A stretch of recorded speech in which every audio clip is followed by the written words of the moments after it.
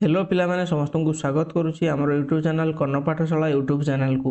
ତେବେ ଆଜିକା ଭିଡ଼ିଓଟିରେ ଆଜି ଆମେ ଜାଣିବା କି ଉଦ୍ଭିଦର ବିଭିନ୍ନ ଅଂଶର ଗଠନ ଏବଂ ସେମାନଙ୍କର କାର୍ଯ୍ୟ। ଆମେ ସମସ୍ତେ ଗୋଟେ ଉଦ୍ଭିଦଟିଏ ଦେଖିଛେ।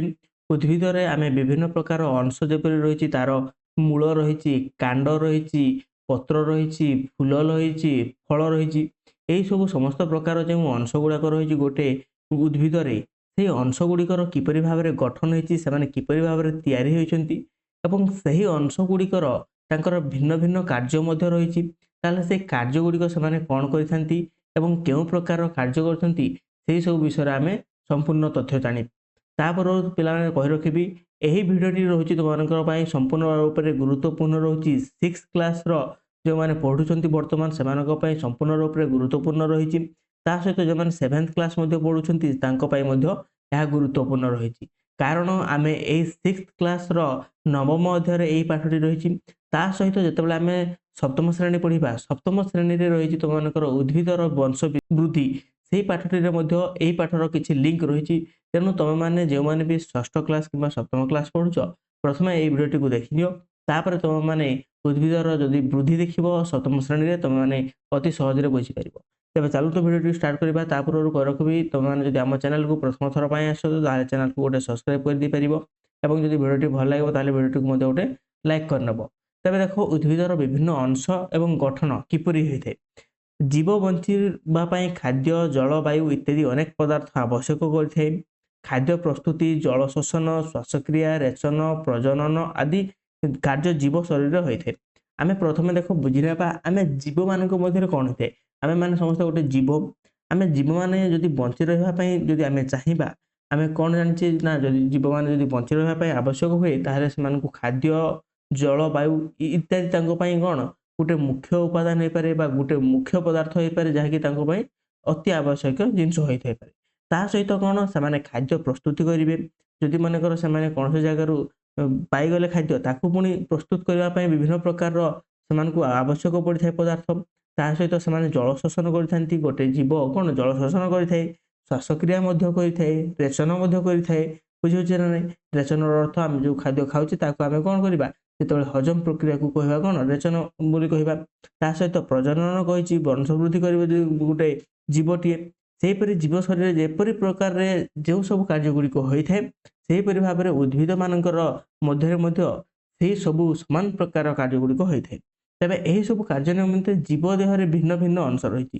এই ଯେଉଁ ଆମେ ଗୋଟେ ଜୀବ କହୁଛେ, ଜୀବ ଯଦି ମନେକର ଖାଦ୍ୟ ଖାଉଛି କିମ୍ବା ସେ କ'ଣ ବାୟୁ ଗୋଟେ ନିଶ୍ୱାସ ପ୍ରଶ୍ୱାସ ମାଧ୍ୟମରେ ନେବା ଆଣିବା କରିଥାଏ କିମ୍ବା ରକ୍ତର ଚଳାଚଳ ବ୍ୟବସ୍ଥାକୁ ଆମେ କ'ଣ ଆମ ମନୁଷ୍ୟର ବିଭିନ୍ନ ପ୍ରକାର ଅଂଶ ରହିଛି, ସେହି ଅଂଶ ନିର୍ଦ୍ଦିଷ୍ଟ କାମଟିଏ କରିଥାଏ।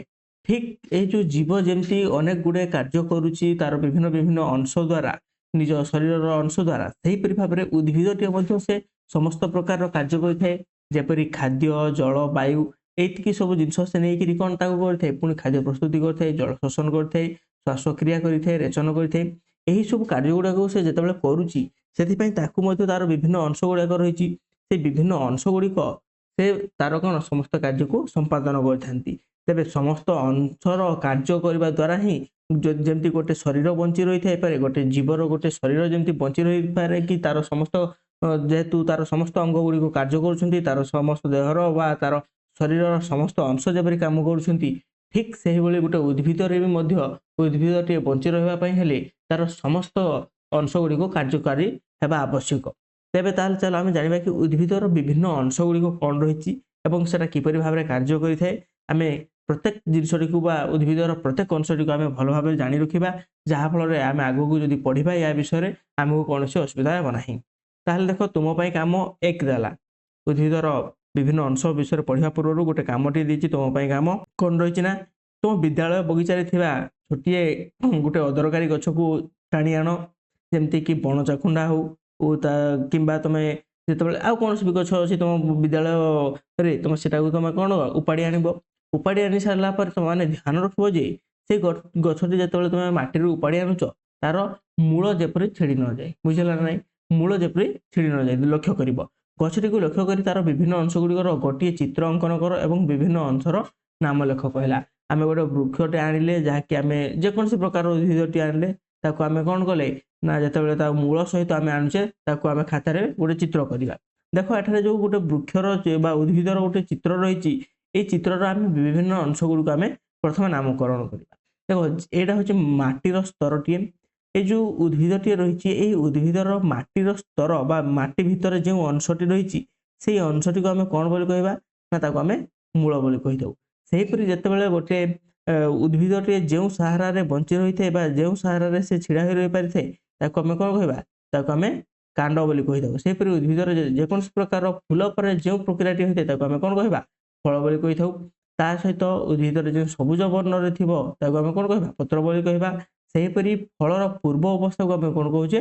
ନା ଫୁଲ ବୋଲି ଆମେ କହିଥାଉ। ଠିକ୍ ସେହିଭଳି ଉଦ୍ଭିଦର ଅଂଶ ଅଙ୍ଗର ଗଠନ ଓ ସେମାନଙ୍କ କାର୍ଯ୍ୟ ମଧ୍ୟରେ ଉତ୍ତମ ସମ୍ବନ୍ଧ ରହିଛି। ଉଦ୍ଭିଦର ପ୍ରତ୍ୟେକ ଅଙ୍ଗର ଗଠନ ଏବଂ ସେମାନେ ଯେଉଁ ସବୁ କାର୍ଯ୍ୟ କରୁଛନ୍ତି ସେ କାର୍ଯ୍ୟ କରିବାର ତାଙ୍କର ଯାହା ରହିଛି ସେ କାର୍ଯ୍ୟ କରିବାର କ୍ଷମତା ଏବଂ କାର୍ଯ୍ୟ କରିବାର ତାଙ୍କର ଯେଉଁ ଅନୁଭୂତି ରହିଛି ସେ ଅଙ୍ଗ ସହିତ କ'ଣ ବିଶେଷ ସମ୍ବନ୍ଧ ରହିଛି। ଆସ ବର୍ତ୍ତମାନ ଉଦ୍ଭିଦର ବିଭିନ୍ନ ଅଙ୍ଗର ଗଠନ ଏବଂ ସେଗୁଡ଼ିକର କାର୍ଯ୍ୟଗୁଡ଼ିକ ବିଷୟରେ ଆମେ ଜାଣିବା। ତାହେଲେ ପ୍ରଥମରେ ଦେଖ ଆମେ ମୂଳ ବିଷୟରେ ପଢ଼ିବା। ଉଦ୍ଭିଦର ପ୍ରଥମ ଅଙ୍ଗ ଆମେ ଯାହାକୁ କହୁଛେ ମୂଳ, ସେ ମୂଳ ବିଷୟରେ ପଢ଼ିବା। ଉଦ୍ଭିଦର ଯେଉଁ ଅଂଶ ଗଜାର ଭ୍ରୂଣରୁ ମୂଳରୁ ବାହାରି ମାଟି ଭିତରେ ଥାଏ ତାକୁ ଆମେ ମୂଳ ବୋଲି କହିଥାଉ। ଯେତେବେଳେ ଗୋଟେ ତୁମେମାନେ ଦେଖିଥିବ, ତୁମେମାନେ ଅନେକ ସମୟରେ ଦେଖିଥିବ ଯେକୌଣସି ପ୍ରକାର ମୁଗଟି ଆଣି ତାକୁ ଆମେ କ'ଣ ପାଣିରେ ଭିଜେଇ ରଖିବା, ତାପରେ ଯଦି ସକାଳୁ ଆମେ ଦେଖିବା ସେଥିରୁ କିଛି ଗୋଟେ ଅଂଶ ଗୋଟେ ଭ୍ରୂଣ ହିସାବରେ ବାହାରିଥିବ। ଯେତେବେଳେ ସେ ଭ୍ରୂଣଟି ମୂଳରୁ ବାହାରି ମାଟି ଭିତରେ ଥାଏ ତାକୁ ଆମେ କ'ଣ କହିବା? ତାକୁ ଆମେ ମୂଳ ବୋଲି କହୁଛେ। ଯେକୌଣସି ଉଦ୍ଭିଦ ତୁମେମାନେ ଦେଖିଛ ଯେଉଁଗୁଡ଼ିକ ମାଟି ଭିତରେ ଅଂଶରେ ଥାଏ ଆମେ ତାକୁ କ'ଣ କହିବା? ମୂଳ ବୋଲି କହିଥାଉ। ଏହା ଆଲୋକର ବିପରୀତ ଦିଗରେ ମୃତ୍ତିକା ଆଡ଼କୁ ଗତି କରିଥାଏ। ମୂଳଟି କ'ଣ ପିଲାମାନେ? ନା ମୂଳଟି ସେ ଆଲୋକର ବିପରୀତ ଦିଗରେ ସେ ଗତି କରିଥାଏ। ମନେ କରାଯାଉ ଏଠି ଗୋଟେ ଉଦ୍ଭିଦଟିଏ ରହିଛି, ତୁମେମାନେ ଦେଖିପାର ଏଇ ଚିତ୍ରଟି ତୁମେମାନେ ଦେଖ।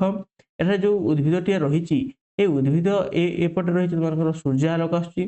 ସୂର୍ଯ୍ୟ ଆଲୋକ ଯେଉଁପଟେ ଆସୁଛି ତାର ମୂଳଟି କେଉଁପଟେ ଯିବ? ନା ତାର ବିପରୀତ ଦିଗରେ ଯିବ, ଯାହାକି ମୂଳଟି ସବୁବେଳେ ମାଧ୍ୟାକର୍ଷଣ ଦିଗରେ ଯାଇଥାଏ। ମାଧ୍ୟାକର୍ଷଣ ଦିଗ ଅର୍ଥାତ୍ ସେ ତଳକୁ ସବୁବେଳେ ଯାଇଥାଏ। ତୁମେମାନେ ଚିତ୍ର 9.2ରେ ଲକ୍ଷ୍ୟ କର ଓ ମୂଳର ବିଭିନ୍ନ ଅଂଶ ଗୁଡ଼ିକୁ ଚିହ୍ନାଙ୍କ ହେଲା। ଆମକୁ ଚିତ୍ର 9.2କୁ ଆମେ ଦେଖିବା। ସେଇ ଚିତ୍ର 9.2ରେ ତୁମେମାନେ ଦେଖିପାରୁଥିବ ଏଇଟା ଗୋଟେ ହେଉଛି କ'ଣ? ଉଦ୍ଭିଦର ମୂଳର ଗୋଟେ ଚିତ୍ର ରହିଛି। এই বিষয়ে ଆମେ ସମ୍ପୂର୍ଣ୍ଣ ଭାବରେ ପଢ଼ିବା। ଦେଖ ମୂଳ ହେଉଛି ତା ସେ ପୁଣି କେତେ ଭାଗରେ ବିଭକ୍ତ ହୋଇଛି, କେତେ ପ୍ରକାର ମୂଳ ରହିଛି ସେଗୁଡ଼ିକୁ ଆମେ ଜାଣିବା। ତାହେଲେ ଦେଖ ପ୍ରଧାନ ମୂଳରୁ ଶାଖା ମୂଳ ଓ ସେଥିରୁ ପ୍ରଶାଖା ମୂଳ ବାହାରି ମାଟି ଭିତରେ ବଢ଼ିଥାଏ। ତୁମେମାନେ ପିଲାମାନେ ଦେଖିପାରୁଥିବ ଏଇ ଯେଉଁ ଚିତ୍ରଟି ଦେଖିପାରୁଥିବ ଉଦ୍ଭିଦର ମୂଳ ରହିଛି। ଏହି ମୂଳଟି ଯେଉଁ ମୋଟାଳିଆ ଅଂଶଟି ଅଛି ତାକୁ ଆମେ କ'ଣ କହିଥାଉ? ସେ ମୋଟାଳିଆ ଅଂଶକୁ ପ୍ରଧାନ ମୂଳ କହିଥାଉ। ବୁଝିଲା? ପ୍ରଧାନ ମୂଳରୁ ଗୋଟେ ମୂଳ ପୁଣି ବାହାରିଥାଏ ତାକୁ ଆମେ କ'ଣ କହିବା? ଶାଖା ମୂଳ କହିବା। ବୁଝିଲା? ସେ ଶାଖା ମୂଳ ଯେତେବେଳେ ପୁଣି ଭାଗ ବିଭକ୍ତ ହୋଇଯିବ ତାକୁ ଆମେ କ'ଣ କହିବା? ପ୍ରଶାଖା ମୂଳ ବୋଲି କହିପାରିବା। ପ୍ରଶାଖା ମୂଳ ଆମେ କହିବା। ସେହିପରି ଯେଉଁ ମୂଳର ପୁରା ସର୍ବନିମ୍ନ ଭାଗଟି ଯେଉଁଟାକି ପ୍ରଥମଟା ରହିଛି ଯେଉଁଠାରେ ଗୋଟିଏ ମାତ୍ର ସିଙ୍ଗଲ ଥିବ ତାକୁ ଆମେ କ'ଣ କହିବା? ମୂଳତ୍ରାଣ କହିବା। ଏହି ମୂଳତ୍ରାଣର କାମ କ'ଣ ଜାଣିଛ? ମୂଳତ୍ରାଣର କାମ ହେଉଛି ସେ ସବୁବେଳେ ମାଟିକୁ ଚିରି ସେ ଭିତରକୁ ପଶିଥାଏ। ମୂଳତ୍ରାଣ ଯେତେ ଭିତରକୁ ଯିବ ଗଛଟି ସେତିକି ମଜବୁତ ହେବ। ତା ସହିତ ତାର ଯେତିକି ସବୁ ଚେର ଗୁଡ଼ାକ ଥିବେ ବା ଶାଖା ମୂଳ, ପ୍ରଶାଖା ମୂଳ, ପ୍ରଧାନ ମୂଳ ସେଇଟା ଆହୁରି ବଡ଼ ବଡ଼ ହେଇଯିବେ। ତେଣୁ ମୂଳର ମୁଖ୍ୟ ଅଂଶଟି ହେଉଛି କିଏ? ନା ମୂଳତ୍ରାଣ ହେଉଛି। ବୁଝିହେଲା? ତା ସହିତ ମୂଳତ୍ରାଣ ପଛକୁ କୋଷ ବିଭାଜନ କରି ତାପରେ ସେଥିରେ ବର୍ଦ୍ଧନଶୀଳ ଅଂଶ ଗୁଡ଼ିକୁ ମୂଳରେ ବୃଦ୍ଧି କରେ। এই ଯେଉଁ ମୂଳତ୍ରାଣଟି କ'ଣ କରିବ? ନା ଧୀରେ ଧୀରେ ଇଏ କୋଷର ବିଭାଜନ କରିବ। କୋଷର ବିଭାଜନ ପରେ ସେଥିରେ ବର୍ଦ୍ଧନଶୀଳ ଅଂଶ ମୂଳକୁ ବୃଦ୍ଧି ସାହାଯ୍ୟ କରେ। ଏଥିରୁ ପୁଣି ଆହୁରି ଗଛ ଗୁଡ଼ାଏ କ'ଣ ହେବ? ସୃଷ୍ଟି ହେବ। ଏ ମାଟିକୁ ଘଷି ଭିତରକୁ ଯାଇଥାଏ ଏହି ମୂଳତ୍ରାଣଟି। ତାହେଲେ ଦେଖ ଏଇ ଯେଉଁ ରହିଛି ତୁମମାନଙ୍କର ଶାଖା ମୂଳ, ପ୍ରଶାଖା ମୂଳ ଏମାନଙ୍କ ମଧ୍ୟରେ କିଛି ମୂଳ ଲମ ଥାଏ। ମୂଳ ଲମ ତୁମମାନେ ଦେଖିଥିବ ଯେଉଁ ଗୋଟେ ଆମେ ଯଦି ମୂଳଟିଏ ଗୋଟେ ଗଛଟି ଆମେ ଯଦି ମାଟିରୁ ଉପାଡ଼ି ଆଣିବା ସେଥିରେ ବିଭିନ୍ନ ପ୍ରକାର ଜାଲି ଭଳିଆ ଥିବ। ସେ ଯେଉଁ ଜାଲି ଭଳିଆ ଦେଖାଯାଏ ବା ଗୋଟେ ବିଭିନ୍ନ ପ୍ରକାର ଲମ ଭଳିଆ ଦେଖାଯାଏ ତାକୁ ଆମେ କ'ଣ କହିବା? ମୂଳ ଲମ ବୋଲି କହିବା। ଏ ମୂଳ ଲମର କାମ କ'ଣ? ନା ମୂଳ ଲମର କାମ ହେଉଛି ଇଏ କ'ଣ କରିବ? ମାଟି ତଳୁ ସେ ଜଳ ଶୋଷିବାରେ ସାହାଯ୍ୟ କରିଥାଏ। ବୁଝିହେଲା? ତୁମମାନେ ଦେଖିପାରୁଥିବ ଏଠାରେ ଗୋଟେ ମୂଳତ୍ରାଣ ସହିତ ମୂଳର ଗୋଟେ ଚିତ୍ର ରହିଛି। ଏ ଯେଉଁ ଜାଳି ଭଳିଆ ଦେଖାଯାଉଛି ଇଏ ହେଉଛି କ'ଣ? ନା ଇଏ ହେଉଛି ତୁମମାନଙ୍କର ମୂଳ ଲମ। ଏ ସବୁବେଳେ ମାଟି ତଳୁ ସେ ଜଳ ଶୋଷିବାରେ ସାହାଯ୍ୟ କରିଥାଏ। ତାପରେ ଦେଖ ପ୍ରତ୍ୟେକ ଶାଖା ଓ ପ୍ରଶାଖା ମୂଳରେ ମଧ୍ୟ କୋଷ ବିଭାଜନ ଅଂଶ, ବର୍ଦ୍ଧନଶୀଳ ଅଂଶ, ମୂଳ ଲମ ଅଂଶ ରହିଥାଏ। ଆମେ ଜାଣିଲେ ଯେ ପ୍ରତ୍ୟେକ ଶାଖା ଯୋଉଗୁଡାକ ପ୍ରଧାନ ମୂଳ ଯୋଉଟା ରହିଲା କିମ୍ବା ଶାଖା ମୂଳ ରହିଲା, ସେ ପୁରା ବିଭିନ୍ନ ପ୍ରକାରର ଯୋଉ ଶାଖା ମୂଳ ଗୁଡାକ ରହିଛି ସେମାନଙ୍କ ମଧ୍ୟରେ କ'ଣ କୋଷ ବିଭାଜନ ମଧ୍ୟ ସେମାନଙ୍କ ମଧ୍ୟରେ ହୋଇଥାଏ, ଯାହା ଫଳରେ ସେମାନେ କ'ଣ ଆହୁରି ଅନେକ ଗୁଡ଼ାଏ ସେମାନେ ମୂଳ ଗୁଡ଼ିକୁ ତିଆରି କରିଥାନ୍ତି। ବୁଝିହେଲା? ତାହେଲେ ଦେଖ ଆମେ ନେକ୍ସଟ ରହିଛି କ'ଣ ଆଉ ଗୋଟେ ତୁମ ପାଇଁ କାମ ଦେଲା। ତୁମେ ମାନେ ଏବେ କ୍ଲିଅର ହେଇଗଲ ଯେ କେତେ ପ୍ରକାର ମୂଳ ରହିଲା, ପ୍ରଧାନ ମୂଳ ରହିଲା, ଶାଖା ମୂଳ ରହିଲା, ପ୍ରଶାଖା ମୂଳ ରହିଲା, ମୂଳତ୍ରାଣ ରହିଲା, ତାପରେ ମୂଳ ଲମ ରହିଲା। ଏତିକି ସବୁ ଜାଣିପାରିଲ, ପ୍ରତ୍ୟେକର କାମ ତୁମେ ମାନେ ଜାଣିପାରିଲ। ତାପରେ ନେକ୍ସଟ ଦେଖ ଆମେ ତୁମ ପାଇଁ କାମ ଦେଲା ଆଉ ଗୋଟେ ଜିନିଷ, ଆମେ ଆଉ ଗୋଟେ ପ୍ରକାରର ମୂଳ ବିଷୟରେ ଆମେ ଜାଣିବା, ଯାହାକୁ ଆମେ କହିବା ରୂପାନ୍ତରିତ ମୂଳ, ଠେସ ମୂଳ, ଏମାନଙ୍କ ବିଷୟରେ ଆମେ ବୁଝିବା। ଦେଖ ତୁମମାନେ ଯୋଉ ତୁମ ପାଇଁ କାମ ଦେଲା, ଏଠାରେ ତୁମମାନେ ବର ଓହଳ କିମ୍ବା କିଆ ଗଛର ଚେର ସଂଗ୍ରହ କରି ଆଣ। ତୁମମାନଙ୍କୁ କ'ଣ ଦେଲା ନା ତୁମମାନେ ବର ଗଛର ଓହଳ କିମ୍ବା କିଆ ଗଛର ଚେର ସଂଗ୍ରହ କରି ଆଣ। ସେପରି ବରଝଞ୍ଜାକୁ ସଂଗ୍ରହ କରି ତାର ମୂଳ ଚିତ୍ର ଅଙ୍କନ କର ଓ ତାର ବିଭିନ୍ନ ଅଂଶକୁ ଦର୍ଶାଅ କହିଲା। ତୁମେ ମାନେ ଗୋଟେ ବରଝଞ୍ଜାକୁ ଆଣି ତାର ବିଭିନ୍ନ ପ୍ରକାରର ମୂଳ ଚିତ୍ର ଅଙ୍କନ କର ଏବଂ ତାକୁ ବିଭିନ୍ନ ଅଂଶରେ ଦର୍ଶାଅ ବୋଲି କହିଛି। ଦେଖ ସବୁ ପ୍ରକାର ଗଛ ମୂଳ ଲମ ଗୁଡ଼ିକ ଏକା ପ୍ରକାର କି? ତୁମମାନେ ଦେଖିଛ ବିଭିନ୍ନ ପ୍ରକାର ଗଛ ଅଛି, ସମସ୍ତଙ୍କର ମୂଳ ଏକା ପ୍ରକାର କି? କେବେ ହେଲେ ଏକା ପ୍ରକାର ନୁହେଁ। ଏହାର ଗଠନ ଓ କାର୍ଯ୍ୟ ଅନୁସାରେ ଏହାକୁ ପ୍ରଧାନ ମୂଳ, ଗୁଚ୍ଛ ମୂଳ ଓ ରୂପାନ୍ତରିତ ମୂଳରେ ବିଭକ୍ତ କରାଯାଇଛି, ବା ତାକୁ ଆମେ ବିଭିନ୍ନ ନାମରେ ଆମେ ଜାଣୁଛେ। ତାହେଲେ ଉପରେ ଦିଆଯାଇଥିବା ମୂଳମାନଙ୍କ ଶ୍ରେଣୀ ବିଭାଗକୁ ଭିତ୍ତି କରି କେତେ ଗୁଡ଼ିଏ ଗଛର ନାମ ଲେଖ ଓ ଆଲୋଚନା କର କହିଲା। ତମେ ଅନେକ ଗୁଡ଼ିଏ ଗଛର ନାଁ ଲେଖିପାରିବ, ଯେଉଁଠାରେ କି ତୁମେ ମାନେ କ'ଣ ନା ପ୍ରଧାନ ମୂଳ, ଗୁଚ୍ଛ ମୂଳ, ରୂପାନ୍ତରିତ ମୂଳ, ଏଇସବୁ ମୂଳ ପ୍ରକାରର ତୁମେ ମାନେ ନାମ ଗୁଡ଼ାକୁ ଲେଖିପାରିବ। ତେବେ ଦେଖ ଆମେ ଯୋଉ ମୂଳ ପଢ଼ିଲେ, ମୂଳର ବିଭିନ୍ନ ପ୍ରକାର ମୂଳ ରହିଛି, ସେଇ ମୂଳ ଗୁଡ଼ିକୁ ଆମେ ଏବେ ଜାଣିବା କି କି ପ୍ରକାରର ମୂଳ ରହିଛି। ତୁମେ ମାନେ ଚିତ୍ର 9.ରେ ଦେଖାଯାଉଥିବା ମୂଳ ପୂର୍ବ ଚିତ୍ରରେ ଦେଖାଯାଉଥିବା ମୂଳ ପରି ଦେଖାଯାଉଛି କି ପଚାରିଲା। ତୁମମାନେ ଏଇ ଯୋଉ ବରଗଛ ଦେଖାଯାଉଛି, ଏଇ ବରଗଛର ଓହଳ ଦେଖ, ଆଉ ଯୋଉ ୟା ପୂର୍ବରୁ ଆମେ ଯୋଉଠାରେ ଦେଖିଥିଲେ ଏଇ ଚିତ୍ରଟି, ଏଇ ଚିତ୍ରରେ ତୁମମାନେ ଏଇଠାରେ ଦିଟାରେ ସମାନ ଦେଖାଯାଉଛି କି ତୁମମାନଙ୍କର ମୂଳ? କେବେ ହେଲେ ସମାନ ଦେଖାଯାଉ ନାହିଁ, କାରଣ ଏମାନଙ୍କ ମଧ୍ୟରେ ବହୁତ ଗୁଡ଼ାଏ ପାର୍ଥକ୍ୟ ରହିଛି। କାରଣ ତମେ ଦେଖୁଛ କି ବରଗଛର ଓହଳ ବାହାରି ମାଟି ଭିତରକୁ ଯାଇଥାଏ।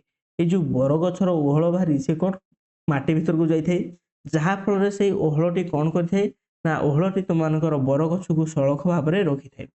ସେ ବରଗଛର ବିଭିନ୍ନ ପ୍ରକାର ଯୋଉ ଓହଳ ଗୁଡ଼ାକ ଆସିଥାଏ, ଅନେକ ଗୁଡ଼ାକ, ସେ ବରଗଛକୁ ସବୁବେଳେ ସଳଖ ଭାବରେ ରଖିବାରେ ସେ ସାହାଯ୍ୟ କରିଥାଏ। ତାହେଲେ ଏଇ ଯୋଉ ବରଗଛର ଓହଳକୁ ଆମେ କି ପ୍ରକାର ମୂଳ କହିବା ନା ସ୍ତମ୍ଭ ମୂଳ ବୋଲି ଆମେ କହିଥାଉ। ସେହିପରି ଆମେ ଯଦି କିଆ ଗଛକୁ ଦେଖିବା, କିଆ ଗଛର ବାହାରି ଆସିଥିବା ମୂଳକୁ ଆମେ କ'ଣ କହିଥାଉ ନା ସେ କିଆ ଗଛକୁ ଠେସି କରି ରଖିଥାଏ। ତେଣୁ ସେଇ ମୂଳକୁ, କିଆ ଗଛର ମୂଳକୁ ଆମେ କ'ଣ କହିବା ନା ଠେସ ମୂଳ ବୋଲି ଆମେ କହିପାରିବା। ତାହେଲେ ଏହି ପ୍ରକାର ମୂଳ ଆଉ କେଉଁ କେଉଁ ଉଦ୍ଭିଦରେ ଅଛି ଆଲୋଚନା କରି ଲେଖ କହିଲା। ଏଇ ଯୋଉ ଠେସ ମୂଳ କିମ୍ବା ଯୋଉ ସ୍ତମ୍ଭ ମୂଳ ପରି ଆଉ କେଉଁ କେଉଁ ଗଛ ଗୁଡ଼ିକରେ ଅଛି ସେଟା ତ ଆମେ ଲେଖିପାରିବା, ଆଲୋଚନା କରିକି ଆମେ ଲେଖିପାରିଥିବା। ତୁମମାନେ ଯେମିତି ଲେଖିପାରିବ କିଆ ଗଛ ଅଛି, କିଆ ଗଛରେ ମଧ୍ୟ କ'ଣ ସେଇ ପ୍ରକାର ମୂଳ ଦେଖାଯାଇଥାଏ। ବୁଝିଲା ନା ନାହିଁ?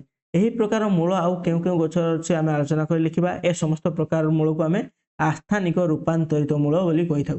ଏଇ ଯୋଉ ତୁମମାନେ ବରଗଛର ଓହଳ ହଉ କିମ୍ବା ତୁମମାନଙ୍କର ଯୋଉ କିଆ ଗଛରୁ ବାହାରିଥିବା ଠେସି ହେଇକି ଯୋଉ ରହିଥିବା ଯୋଉ ମୂଳଟାକୁ ଆମେ ଠେସ ମୂଳ କହୁଛୁ, ଏମାନଙ୍କୁ ସମସ୍ତଙ୍କୁ ନେଇକିରି ଆସ୍ଥାନିକ ରୂପାନ୍ତରିତ ମୂଳ ବୋଲି କୁହାଯାଏ। ଏମାନେ ପରବର୍ତ୍ତୀ ସମୟରେ ଯେହେତୁ ଏମାନେ ବାହାରିଥାନ୍ତି, ଏଇ ଯୋଉ ମୂଳ ଗୁଡ଼ିକୁ ସେମାନେ କିଛି ବର୍ଷ ପରେ, କିଛି ମାସ ପରେ ବାହାରିଥାନ୍ତି, ତେଣୁ ଏହାକୁ କ'ଣ କୁହାଯାଇଥାଏ ନା ରୂପାନ୍ତରିତ ମୂଳ ବୋଲି କୁହାଯାଏ। ସେହିପରି ଭାବରେ ମୂଲା ଓ ଗାଜର କ୍ଷେତ୍ରରେ ମଧ୍ୟ ପ୍ରଧାନ ମୂଳ ରୂପାନ୍ତରିତ ହୋଇ ଭଣ୍ଡାର ମୂଳ ହୋଇଥାଏ। ସେହିପରି କ'ଣ ତୁମମାନେ ଦେଖିଥିବ ଗୋଟେ ମୂଳାର, ତୁମମାନେ ଦେଖିଥିବ ସେ ମୂଳା କିମ୍ବା ତୁମମାନେ ଯଦି ଗୋଟେ ଗାଜର ଦେଖିଥିବ, ସେ ଗାଜରରେ କ'ଣ ହେଇଥାଏ ନା ସେଇ କ୍ଷେତ୍ରରେ ମଧ୍ୟ ଗୋଟେ ପ୍ରଧାନ ମୂଳ ଥିବ। ସେ ପ୍ରଧାନ ମୂଳ ଆସ୍ତେ ଆସ୍ତେ କ'ଣ ରୂପାନ୍ତରିତ ହବ। ଯେତେବେଳେ ରୂପାନ୍ତରିତ ହେଇଥିବ ତୁମମାନେ ଦେଖିଥିବ, ସେ ରୂପାନ୍ତରିତ ହୋଇ ସେଇ ଜାଗାରେ କ'ଣ ଖାଦ୍ୟ ଗୁଡ଼ିକ ସଞ୍ଚୟ ହୋଇ ରହିଥାଏ। ସେ ମୂଳା ହଉ କିମ୍ବା ଗାଜର କ୍ଷେତ୍ରରେ ସେଇଠାରେ ଯୋଉ ରୂପାନ୍ତରିତ ମୂଳରେ ଖାଦ୍ୟ ସଞ୍ଚୟ ରୁହେ, ତାକୁ ଆମେ କ'ଣ କହିଥାଉ ନା ଭଣ୍ଡାର ମୂଳ ବୋଲି ଆମେ କହିଥାଉ। ତାହେଲେ ଦେଖ ଆମେ ମୂଳ ବିଷୟରେ ଆମେ ଜାଣିପାରିଲେ ଯେ ବିଭିନ୍ନ ପ୍ରକାର ମୂଳ ରହିଲେ। ତାପରେ ଦେଖ ଆମେ ମୂଳର କାର୍ଯ୍ୟ କ'ଣ, ଆମେ ବିଭିନ୍ନ ପ୍ରକାର ମୂଳ ଯୋଉ ପଢ଼ିଲେ ତାଙ୍କମାନଙ୍କର କାର୍ଯ୍ୟ କ'ଣ ଆମେ ଜାଣିବା। ଆମେ ମୂଳ ବିଷୟରେ ଅନେକ କଥା ଜାଣିଲେ। ମୂଳ କି କି କାର୍ଯ୍ୟ କରେ କହିପାରିବ କି? ତୁମ ମଧ୍ୟରେ ଆଲୋଚନା କରି ତୁମେ ମାନେ ଗୋଟେ କାର୍ଯ୍ୟସୂଚୀ ଗୁଡ଼ିକରେ ତାଲିକା କର ବୋଲି କହିଲା। ତାହେଲେ ପ୍ରଥମ କାର୍ଯ୍ୟ କ'ଣ? ମୂଳର ପ୍ରଥମ କାର୍ଯ୍ୟ ହେଉଛି ମୂଳ ଉଦ୍ଭିଦକୁ ମାଟିରେ ଜାବୁଡ଼ି ଧରି ରଖିଥାଏ। ମୂଳର ପ୍ରଥମ କର୍ତ୍ତବ୍ୟ ହେଉଛି ସେ ମାଟିକୁ ସବୁବେଳେ କ'ଣ ଜାବୁଡ଼ି କରି ରଖିଥାଏ, ଯାହାଫଳରେ କ'ଣ ହୋଇଥାଏ ନା ମାଟିଟି ନଷ୍ଟ ହେବା ବା ମାଟିଟି କ'ଣ କ୍ଷୟ ହେବାରୁ ରକ୍ଷା ପାଇଥାଏ। ଦ୍ୱିତୀୟରେ ମାଟିରେ ଥିବା ଜଳ ଓ ଖଣିଜ ଲବଣକୁ ଶୋଷଣ କରି ଉଦ୍ଭିଦର ବିଭିନ୍ନ ଅଂଶକୁ ପଠାଇଥାଏ। ଏହି ମୂଳଟି କ'ଣ କରେ ନା ଉଦ୍ଭିଦରେ ଯେଉଁ ଥିବା ଆମର ଯେଉଁ ମାଟିରେ ଥିବା ବିଭିନ୍ନ ପ୍ରକାର ଜଳ ଏବଂ ଖଣିଜ ଲବଣକୁ ସେ ଶୋଷଣ କରିବ ଏବଂ ତାକୁ ସେ କାଣ୍ଡ ସାହାଯ୍ୟରେ ଉଦ୍ଭିଦର ବିଭିନ୍ନ ଅଂଶକୁ ସେ ପଠାଇଥାଏ। ତା ସହିତ ରୂପାନ୍ତରିତ ମୂଳଗୁଡ଼ିକୁ ଖାଦ୍ୟ ସଞ୍ଚୟ କରି ରଖିବା ସହ କାଣ୍ଡକୁ ଦୃଢ଼ ଭାବରେ ଧରି ରଖେ। ଏଇ ଯେଉଁ ରୂପାନ୍ତରିତ ମୂଳଗୁଡ଼ିକ ଅଛନ୍ତି ସେ ରୂପାନ୍ତରିତ ମୂଳଗୁଡ଼ିକୁ କ'ଣ କରିବେ ନା ଖାଦ୍ୟ ସଞ୍ଚୟ କରିକି ରଖିବେ। ତା ସହିତ ସେ କାଣ୍ଡକୁ ଦୃଢ଼ ଭାବରେ ଧରି ରଖିବାରେ ସାହାଯ୍ୟ କରିଥାନ୍ତି। ଏହି ସବୁ ପ୍ରକାରରେ ତୁମମାନେ ରହିଛି ମୂଳର କାର୍ଯ୍ୟଗୁଡ଼ିକୁ ତୁମମାନେ ଏଇ ଯେଉଁ 3ଟା ପଏଣ୍ଟ କହିଲି ଏଇ 3ଟା ପଏଣ୍ଟକୁ ତୁମମାନେ ଭଲସେ ମନେ ରଖିବ। ବୁଝିଲା ପିଲାମାନେ? ତେବେ ଆମେ ନେକ୍ସଟ ଦେଖିବା ମୂଳ ପରେ ଉଦ୍ଭିଦର କାଣ୍ଡ ରହିଛି।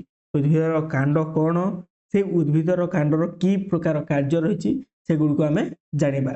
ଦେଖ, ଗୋଟିଏ ଉଦ୍ଭିଦର ଯେଉଁ ଅଂଶ ତାର ଗଜାର ଭ୍ରୂଣ କାଣ୍ଡରୁ ବାହାରି ମାଟି ଉପରେ ଥାଏ ତାହାକୁ କାଣ୍ଡ କୁହାଯାଏ। କାଣ୍ଡ ଆମେ କାହାକୁ କହିବା ନା ଇଏ ହେଲା ଗୋଟେ ଉଦ୍ଭିଦ। ଏହି ଉଦ୍ଭିଦର ତାର ତଳ ପାର୍ଶ୍ୱଟା ସେ ମାଟି ତଳେ ସବୁବେଳେ ଥାଏ, ଏହାକୁ ଆମେ କ'ଣ କହୁଛେ? ମୂଳ ବୋଲି କହୁଛେ। ଏବଂ ଯେଉଁ ପାର୍ଶ୍ୱଟି ଉପରେ ଥାଏ ଯାହାକି ଆଲୋକର ଦିଗରେ ଗତି କରିଥାଏ, ଇଏ ହେଉଛି ଆଲୋକ, ସୂର୍ଯ୍ୟାଲୋକ। ସୂର୍ଯ୍ୟାଲୋକ ଦିଗରେ ଯିଏ ଗତି କରିଥାଏ ଆମେ ତାକୁ କହିବା କ'ଣ? କାଣ୍ଡ ବୋଲି ଆମେ କହିଥାଉ। ଆସ ଉଦ୍ଭିଦର କାଣ୍ଡ ବିଷୟରେ ଆମେ ଆହୁରି ଅଧିକ ଜାଣିବା। ଉଦ୍ଭିଦର ଯେଉଁ କାଣ୍ଡ ରହିଛି ତାର କି ପ୍ରକାର କାର୍ଯ୍ୟ ଏବଂ କ'ଣ କରିଥାଏ ସେଗୁଡ଼ିକୁ ଆମେ ଜାଣିବା। ତାହା ପୁଣି କେତେ ଭାଗରେ ବିଭକ୍ତ ହୋଇଥାଏ ଏବଂ ସେଇ ମଧ୍ୟରେ କ'ଣ କ'ଣ ଥାଏ ଆମେ ଜାଣିବା। ତୁମମାନେ ତୁମ ପାଇଁ କାମ ଦେଲା 3, ବିଦ୍ୟାଳୟ ବଗିଚାକୁ ଯାଇ ସେଠାରେ ଥିବା ଗଛକୁ ଲକ୍ଷ୍ୟ କର, କାଣ୍ଡର ବିଭିନ୍ନ ଅଂଶ ବିଷୟରେ ଆଲୋଚନା କର ବୋଇଲା। ମାନେ ତୁମେ ତୁମ ବିଦ୍ୟାଳୟର ବଗିଚାକୁ ଯିବ, ସେଠାରେ ଥିବା ବିଭିନ୍ନ ପ୍ରକାର ଗଛରୁ ଯେକୌଣସି ଗୋଟେ ଗଛକୁ ତୁମେ ଦେଖି ତାର ଯେଉଁ କାଣ୍ଡଟି ରହିଛି ଯାହାକି ମାଟି ଉପରେ ରହିଛି ଏବଂ ସୂର୍ଯ୍ୟାଲୋକ ଦିଗରେ ଗତି କରୁଛି ସେଇଟାକୁ ଦେଖିବ। ସିଏ ହେଉଛି କାଣ୍ଡ ଏବଂ ତାର କାର୍ଯ୍ୟ କ'ଣ ଅଛି ଏବଂ ସେ କେମିତି ଦେଖିବାକୁ ତାକୁ ବିଭିନ୍ନ ପ୍ରକାର ଆମେ ଲେଖିବା। ତାହେଲେ ଦେଖ, କାଣ୍ଡର ଯେଉଁ ଅଂଶରୁ ପତ୍ର ବାହାରିଥାଏ ତାକୁ ଆମେ କ'ଣ କହିଥାଉ? ଗଣ୍ଠି କହିଥାଉ। ଗଣ୍ଠି ଆମେ କାହାକୁ କହିବା? କାଣ୍ଡର ଯେଉଁ ଅଂଶରୁ ତୁମମାନଙ୍କର ପତ୍ରଟିଏ ବାହାରିଥାଏ। ଏଇ ଯେଉଁ ଚିତ୍ରଟି ଦେଖ, এই ଚିତ୍ରରେ ତୁମେମାନେ ଦେଖିପାରୁଥିବ ଯେଉଁ ଏଇଟା ହେଉଛି ଗୋଟେ କାଣ୍ଡ, ଏଇଟା ହେଉଛି ଲମ୍ବା ଗୋଟେ କାଣ୍ଡ। ଏଇଥିରେ ଯେଉଁ ଜାଗାରେ ତୁମମାନଙ୍କର ପତ୍ର ବାହାରିଥାଏ ଆମେ ସେଇ ଜାଗାକୁ କ'ଣ କହିଥାଉ? ଆମେ ଗଣ୍ଠି ବୋଲି କହିଥାଉ। ବୁଝିହେଲା? ଏବଂ ଦୁଇଟି ଗଣ୍ଠିର, ଏଇଟା ହେଉଛି ଗୋଟେ ଗଣ୍ଠି, ଏଇ ଗୋଟେ ଗଣ୍ଠି ଏବଂ ଏଇ ଗୋଟେ ଗଣ୍ଠି, ଏମାନଙ୍କ ମଧ୍ୟରେ ଯେଉଁ ଅଂଶଟି ଥାଏ ଆମେ ତାକୁ କ'ଣ କହିବା? ପବ ବୋଲି କହିବା। ଗୋଟେ ପବ ଆମେ କାହାକୁ କହିବା? ଦୁଇଟି ଗଣ୍ଠିର ମଧ୍ୟଭାଗକୁ ଆମେ ପବ ବୋଲି କହିବା। ଠିକ୍ ସେହିଭଳି ଆମେ କକ୍ଷ କଳିକା ରହିଛି। କକ୍ଷ କଳିକା ଆମେ କାହାକୁ କହିବା? ନା କକ୍ଷ କଳିକା ଯେଉଁଠାରେ ଏକମାତ୍ର ପତ୍ର ବାହାରିଥିବ ଏବଂ ଗୋଟିଏ ସେଠାରୁ ପୁଣି ଗୋଟିଏ କାଣ୍ଡଟିଏ ସୃଷ୍ଟି ହେଉଥିବ ଆମେ ତାକୁ କହିବା କ'ଣ? କକ୍ଷ କଳିକା ବୋଲି ଆମେ କହିବା। ପୁଣି ଏଇ କାଣ୍ଡଟି ଧୀରେ ଧୀରେ ଆସ୍ତେ ଆସ୍ତେ ବଡ଼ ହୋଇ ଏଥିରେ ମଧ୍ୟ କ'ଣ ହେବ? ଏଥିରେ ମଧ୍ୟ ପବ ହେବ ସୃଷ୍ଟି, ଏଥିରେ ମଧ୍ୟ କ'ଣ ତୁମମାନଙ୍କର ଗଣ୍ଠିର ସୃଷ୍ଟି ହେବ। ବୁଝିହେଲା? ତୁମେମାନେ ଜାଣିଥିବ ଯେ ବାଉଁଶ, ବିଶଲ୍ୟକରଣୀ, ଚାକୁଣ୍ଡା ଏବଂ ଆଖୁ, ଏଇ ଗଛର ଚିତ୍ରରେ ତୁମମାନେ ଏଇ ଗଛ ଗୁଡ଼ିକୁ ତୁମମାନେ ଯେତେବେଳେ ଲକ୍ଷ୍ୟ କରିବ ଏଇ ସବୁ ପବ, କକ୍ଷ, ଗଣ୍ଠି ଏଗୁଡ଼ିକୁ ତୁମେ ଭଲ ଭାବରେ ଜାଣିପାରିବ। ତେଣୁ ତୁମମାନଙ୍କୁ ଏଠାରେ କହିଲା ତୁମମାନେ ଏହି ସବୁ ଗଛର ଚିତ୍ର କର ଏବଂ ସେଠାରେ ଥିବା ସମସ୍ତଙ୍କର ପବ, କକ୍ଷ, ଗଣ୍ଠିକୁ ଚିହ୍ନାଅ ବୋଲି ତୁମମାନଙ୍କୁ ଗୋଟେ ପ୍ରଶ୍ନ ଦେଇଛି। ବୁଝିହେଲା? ତାପରେ ନେକ୍ସଟ ଦେଖ, ଆମେ ତୁମ ପାଇଁ କାମ 4 ଦେଲା। ତୁମମାନେ ଭଲ ଭାବରେ ଜାଣିପାରିଲ ଉଦ୍ଭିଦର ପବ କାହାକୁ କୁହାଯାଏ, ଗଣ୍ଠି କାହାକୁ କୁହାଯାଏ ଏବଂ ଉଦ୍ଭିଦର କ'ଣ ତାର କକ୍ଷ କଳିକା କାହାକୁ କୁହାଯାଏ। ତାହେଲେ ଦେଖ, ତୁମ ପାଇଁ କାମ 4 ଦେଲା। ଏଠାରେ ତୁମମାନଙ୍କୁ ଚିତ୍ର କ ଏବଂ ଚିତ୍ର ଖ ଦେଇଛି। ତୁମମାନେ ଏହି ଚିତ୍ର ଦୁଇଟିକୁ ଭଲ ଭାବରେ ଲକ୍ଷ୍ୟ କର। ଏହି ଚିତ୍ରରେ କ'ଣ ଦେଖୁଛ ନା କଖାରୁ ଗଛଟିଏ ସେ ମାଟି ଉପରେ ପଡ଼ି ରହିଛି ଏବଂ ସେ ଅତି ଦୁର୍ବଳ ଅବସ୍ଥାରେ ରହିଛି। ଏବଂ ଦ୍ୱିତୀୟ ଚିତ୍ରରେ ତୁମମାନେ କ'ଣ ଦେଖୁଛ ନା ଗୋଟେ ପିଜୁଳି ଗଛଟିଏ ଦେଖୁଛ। ପିଜୁଳି ଗଛ ମାଟି ଉପରେ ସିଧାସଳଖ ଭାବରେ ଠିଆ ହେଇଛି। ତାହେଲେ ଏମାନଙ୍କ ମଧ୍ୟରେ ଆମେ ଏଇ ଯେଉଁ ଦୁଇଟି ଜିନିଷ ଆମେ ଲକ୍ଷ୍ୟ କଲେ ସେଇ ଅସୁବିଧାଟି କ'ଣ ହେଲା? ଗୋଟେ ଗଛ କାହିଁକି ସେ ଦୁର୍ବଳ ହେଇ ତଳେ ପଡ଼ିଛି ଆଉ ଗୋଟେ ଗଛ କାହିଁକି ସଳଖ ଭାବରେ ଠିଆ ହେଇଛି? ତାହେଲେ ଦେଖ, କଖାରୁ କାଣ୍ଡଟି ଅନ୍ୟ ଆଶ୍ରାରେ ବଢ଼ିଲା ବେଳେ ପିଜୁଳି କାଣ୍ଡଟି ସିଧା ହୋଇ ବିନା ଆଶ୍ରାରେ ବଢ଼ି ପାରୁଛି। ଗଠନ ଦୃଷ୍ଟିରୁ କାଣ୍ଡ 2 ପ୍ରକାର ଅଟନ୍ତି। ମାନେ ଏଠାରେ ଆମକୁ କହିଲା କାଣ୍ଡ ହେଉଛନ୍ତି 2 ପ୍ରକାର। କେଉଁ କେଉଁ ପ୍ରକାର କାଣ୍ଡ? ଗୋଟେ ହେଉଛି କ'ଣ सबल कांड एवं द्वितीयटी हूँ कौन तुमर दुर्बल कांड। ताहले ए जो तुम देखुच ये जो चित्रटी देखिल ए कौन तुम मैंने कखारु गछटी माटी तले पड़ी से जदि भी मनकर ऊपर को उठिला सी आउ गोटे गछर आश्रय बढ़ ऊपर को जीव किंतु जिते तुम मैंने देखिपार ये पिजुली गछटी पिजुली गछ अन्य कौन गछर साहाय्य न नहीं निजे सी सड़क भाव में छिड़ा हो पारे ए पार्थक्य रहा कि कखारु गछटी तुम मानकर हूँ दुर्बल कांड जे कि अन्यर साहाय्य बढ़ी पार किंतु ये जो पिजुली गछटी तुम देखिल पिजुली गछटी हूँ कौन सबल कांड जे कि निजे निजे सी ऊपर को उठब अन्य कौन गछर साहाय्य नेब नहीं। ताहले तुमने सबल कांडर किसी उदाहरण देला तुमको आंब पणस पिजुली बाउंश बैगण एमाने कौन निजे से ठिया हे निजे छिड़ा ही रही पारे अन्य कौन गछर साहाय्य नेबे नहीं। किंतु दुर्बल कांड तुम कखारु पई कलरा ये गछ गुड़िक रही जहाँफल कौन से गछ गुड़िक तो अन्य कौन गछर साहाय्य बढ़े नचेत से ऊपर को जापारे ना। से देख मूल जमती रूपांतरित होउथिला सेहीपरि तुम कांड गुड़िक रूपांतरित घटी थाए। रूपांतरित अर्थ हूँ कौन गोटे जिनस थी आउ गोटे जदि मूल हो मनकर जो गोटे मूल रही है आम जमी आगु पढ़ले जो मूलटे थी से मूलरू कौन है तुम ठेस मूल है स्तंभ मूल है से गुड़िक जो रूपांतरित है आम कौन कहते रूपांतरित मूल कहते। ठीक से कांडरे कौन होता है ना से भी समान कांड थी से कांडरू आउ गोटे जो कांडटी सृष्टि होती आम कौन कह रूपांतरित बोली कहवा। ताहले अदा आलू प्याज और अलुओ इत्यादि गोटे गोटे रूपांतरित कांड ये जो तुमने देखुच अदा देखि आलू देखि एगुड़ा कौन गोटे गोटे रूपांतरित कांड कहीं रूपांतरित कांड कहवा ना एगुड़िक रूपांतरित हो माटी तले रही था सप्तफेणी नागफेणी कांड श्रेणी अटंती। एगुड़िक कौन यो गछ गुड़िक जो पिजुली सॉरी जो प्याज कहली कि तुम अदा कहली आलू एम कौन रूपांतरित एम माटी तले सब रूपांतरित हो रही था सहित सप्तफेणी गच नागफेणी गच एमानकर कांड कौन ए श्रेणी जहाँकि एमान कांड थी से कांडरू आ गोटे कांड सृष्टि हम मन कर तुम देखिपुव ए गोटे अदार चित्र रही ये अदार चित्र तुम मैंने देखुव एटा गोटे हूँ तार गोटे कांड पुणी ये कांडरू लगिक आउ गोटे कांड सृष्टि होती बुझेगा यहाँ हूँ तार गोटे कांड पुणी से लगे आ गोटे कांड होती पुणी एठू लगे आ गोटे होती एठू लगी पुणी आ गोटे माने गोटे पर आ गोटे जेहेतु लगिक रही से गुड़िक हूँ कौन रूपांतरित कांड बोली आम कहवा। ठीक से कखारु गछर आकर्षटी गोटे रूपांतरित शाखा कांड होते तुमने कखारु गछ देखिच तुमने देखुच आकर्ष आकर्षटी हूँ माने एरा हूँ तुमने देखिपारुच जो रही कखारु गछर जो ये मुड़ी मुड़ी रही था मूल आकार आम कहवा कौन आकर्ष। यही आकर्ष गुड़िक गछर वृद्धि में साहाय्य कर गछे गोटे गछ सहित अन्य कौन सी गछ सहित मैंने कौन गुड़े गुड़े गुड़े गुड़े गछटी को से ऊपर को पठाई था। ताहले यही प्रकार कांड गुड़िक आम कौन कहवा ना रूपांतरित शाखा कांड बोलिक आम कहवा। लक्ष्य कले देखिए जे यही पत्र कक्षरू बाहरी थाए माने ये जो आकर्षटी क्यों बाहरी थाए ना पत्र कक्षरू एमाने बाहरी था। यहाँ हूँ तुम पत्र कक्ष ये देख गोटे पत्र कक्ष अच्छी एम बाहरी था। कलरा जह्नी लाउ आदि गछर एपरी रूपांतरित शाखा कांड मान थाए सहित कलरा गछरे जह्नी गछरे लाउ गछरे यही प्रकार रूपांतरित शाखा कांड गुड़िक थाए यह गछ उपर को माड़े साहाय्य करती। जो रूपांतरित कांड क्यों साहाय्य करती ना गछटी को ऊपर को जीवारे साहाय्य कर। देख तुमने जो कांड विषय जापार ताहले आम से कांडटीर कार्य कौन से सब विषय आम जाना। तुम गछर कांड को देखिच ए कांड कौन कार्य करें तुम कहीपर कि कांडटी कौन काम करे आम लिखा आम जाना आम कहवा जाच। देख उद्भिदर कांड उद्भिदर विभिन्न अंश को धरी रखिबारे सेगुड़िक सूर्यालोक पाइबारे साहाय्य करें। ये जो उद्भिदर कांडटी कौन करें ना तार विभिन्न अंश को से माने धरिकी रखी थाए सहित से सूर्यालोक पाइबारे साहाय्य करें। मूल साहाय्य शोषित जल और खनिज लवण को कांड बहन करी उद्भिदर विभिन्न अंश को पठाई थाए सहित से कौन करे ना ये हूँ गोटे मुख्य जिनस पे शुण ये जो कांडटी हूँ कौन गोटे वृक्षर से गोटे मुख्य अंग आम कहीपर जहाँकि देख से अनेक गुड़े कम करमती कि उद्भिदर प्रत्येक अंग को सी धरी रखिबार साहाय्य करें प्रथम कथा। द्वितीय कथा सी उद्भिदटी कौन सूर्य आलोक दिगरे गति कर कांड ही साहाय्य करें। तृतीय कथा है मूल जो शोषण कर रखि तुम जल एवं खनिज लवण से लवण को उद्भिद विभिन्न अंग को पहुंचाइबारे एही कांड ही साहाय्य कर रखी थाए। ता सहित जो पत्र तुम मानकर खाद्य गुड़िक आलोक श्लेषण माध्यम खाद्य प्रस्तुत होता है गोटे पत्र साहाय्य से पत्रु खाद्य उद्भिदर विभिन्न अंग को परिवहन करिबारे मध्य किए ए कांडटी साहाय्य करिथाए। बुझीगला। एगुड़िक तुमको 4टी पॉइंट कहली, एगुड़िक तुमने पूरा भलरे मन रखिबो जे कांडर कार्य कौन। कांड हूँ गोटे मुख्य अंग आम कहीपर वृक्षर। ता सहित माटी तले थिबा सारू अळुओ आदि रूपांतरित कांड खाद्य संचय कर रखी था।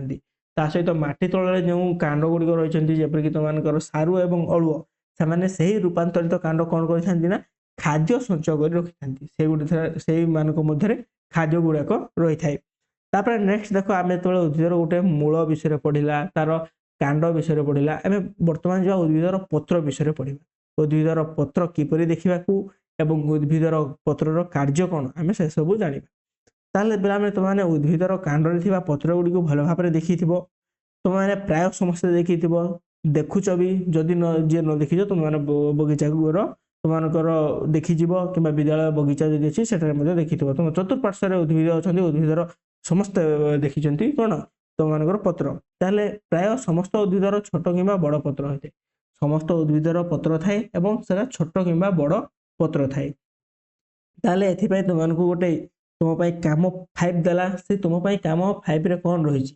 प्रथम तुमने गोटे मंदार पत्र तले आनी तार गोटे चित्र अंकन कर कहला।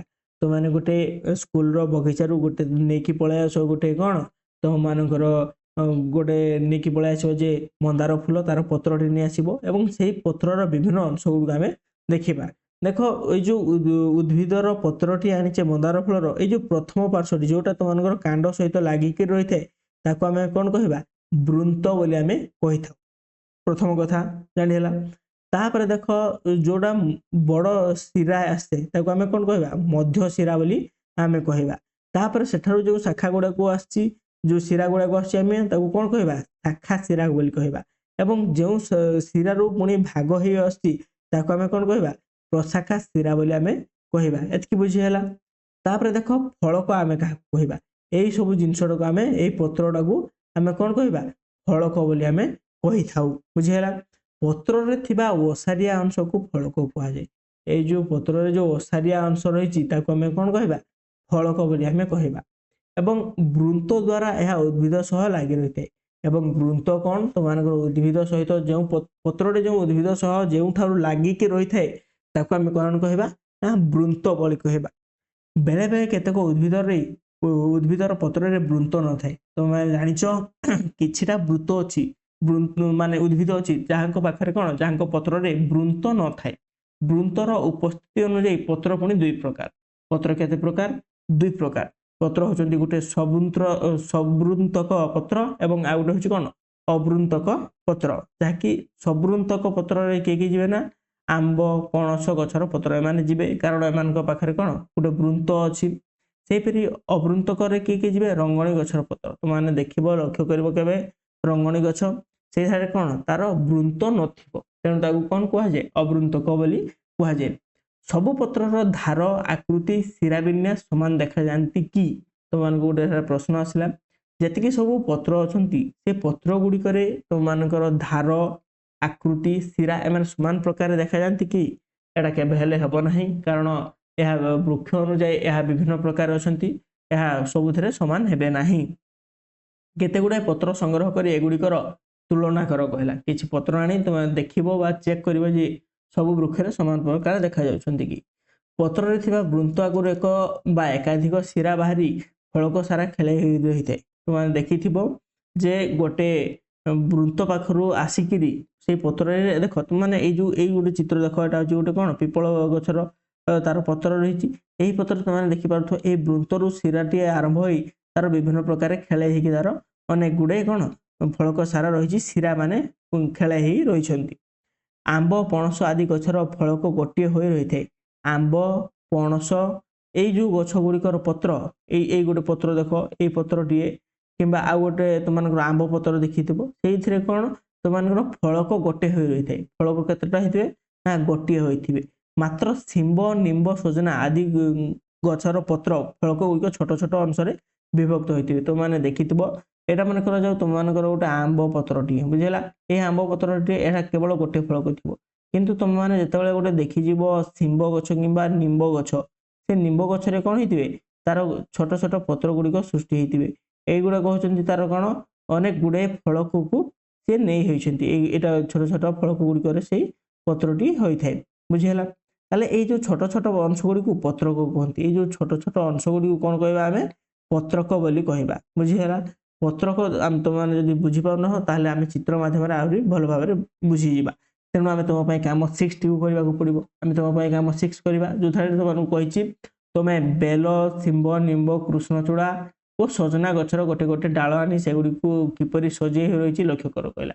ତୁମମାନେ ଗୋଟେ ନେଇକି ପଳେଇ ଆସିବ ଗୋଟେ ଶିମ୍ବ ଗଛର ପତ୍ର କିମ୍ବା ନିମ୍ବ କିମ୍ବା କୃଷ୍ଣଚୂଡ଼ା, ଏଟାକୁ ନେଇ ଆସି ଗୋଟେ ଜାଗାରେ ରଖ ଏବଂ ତାକୁ ଲକ୍ଷ୍ୟ କର।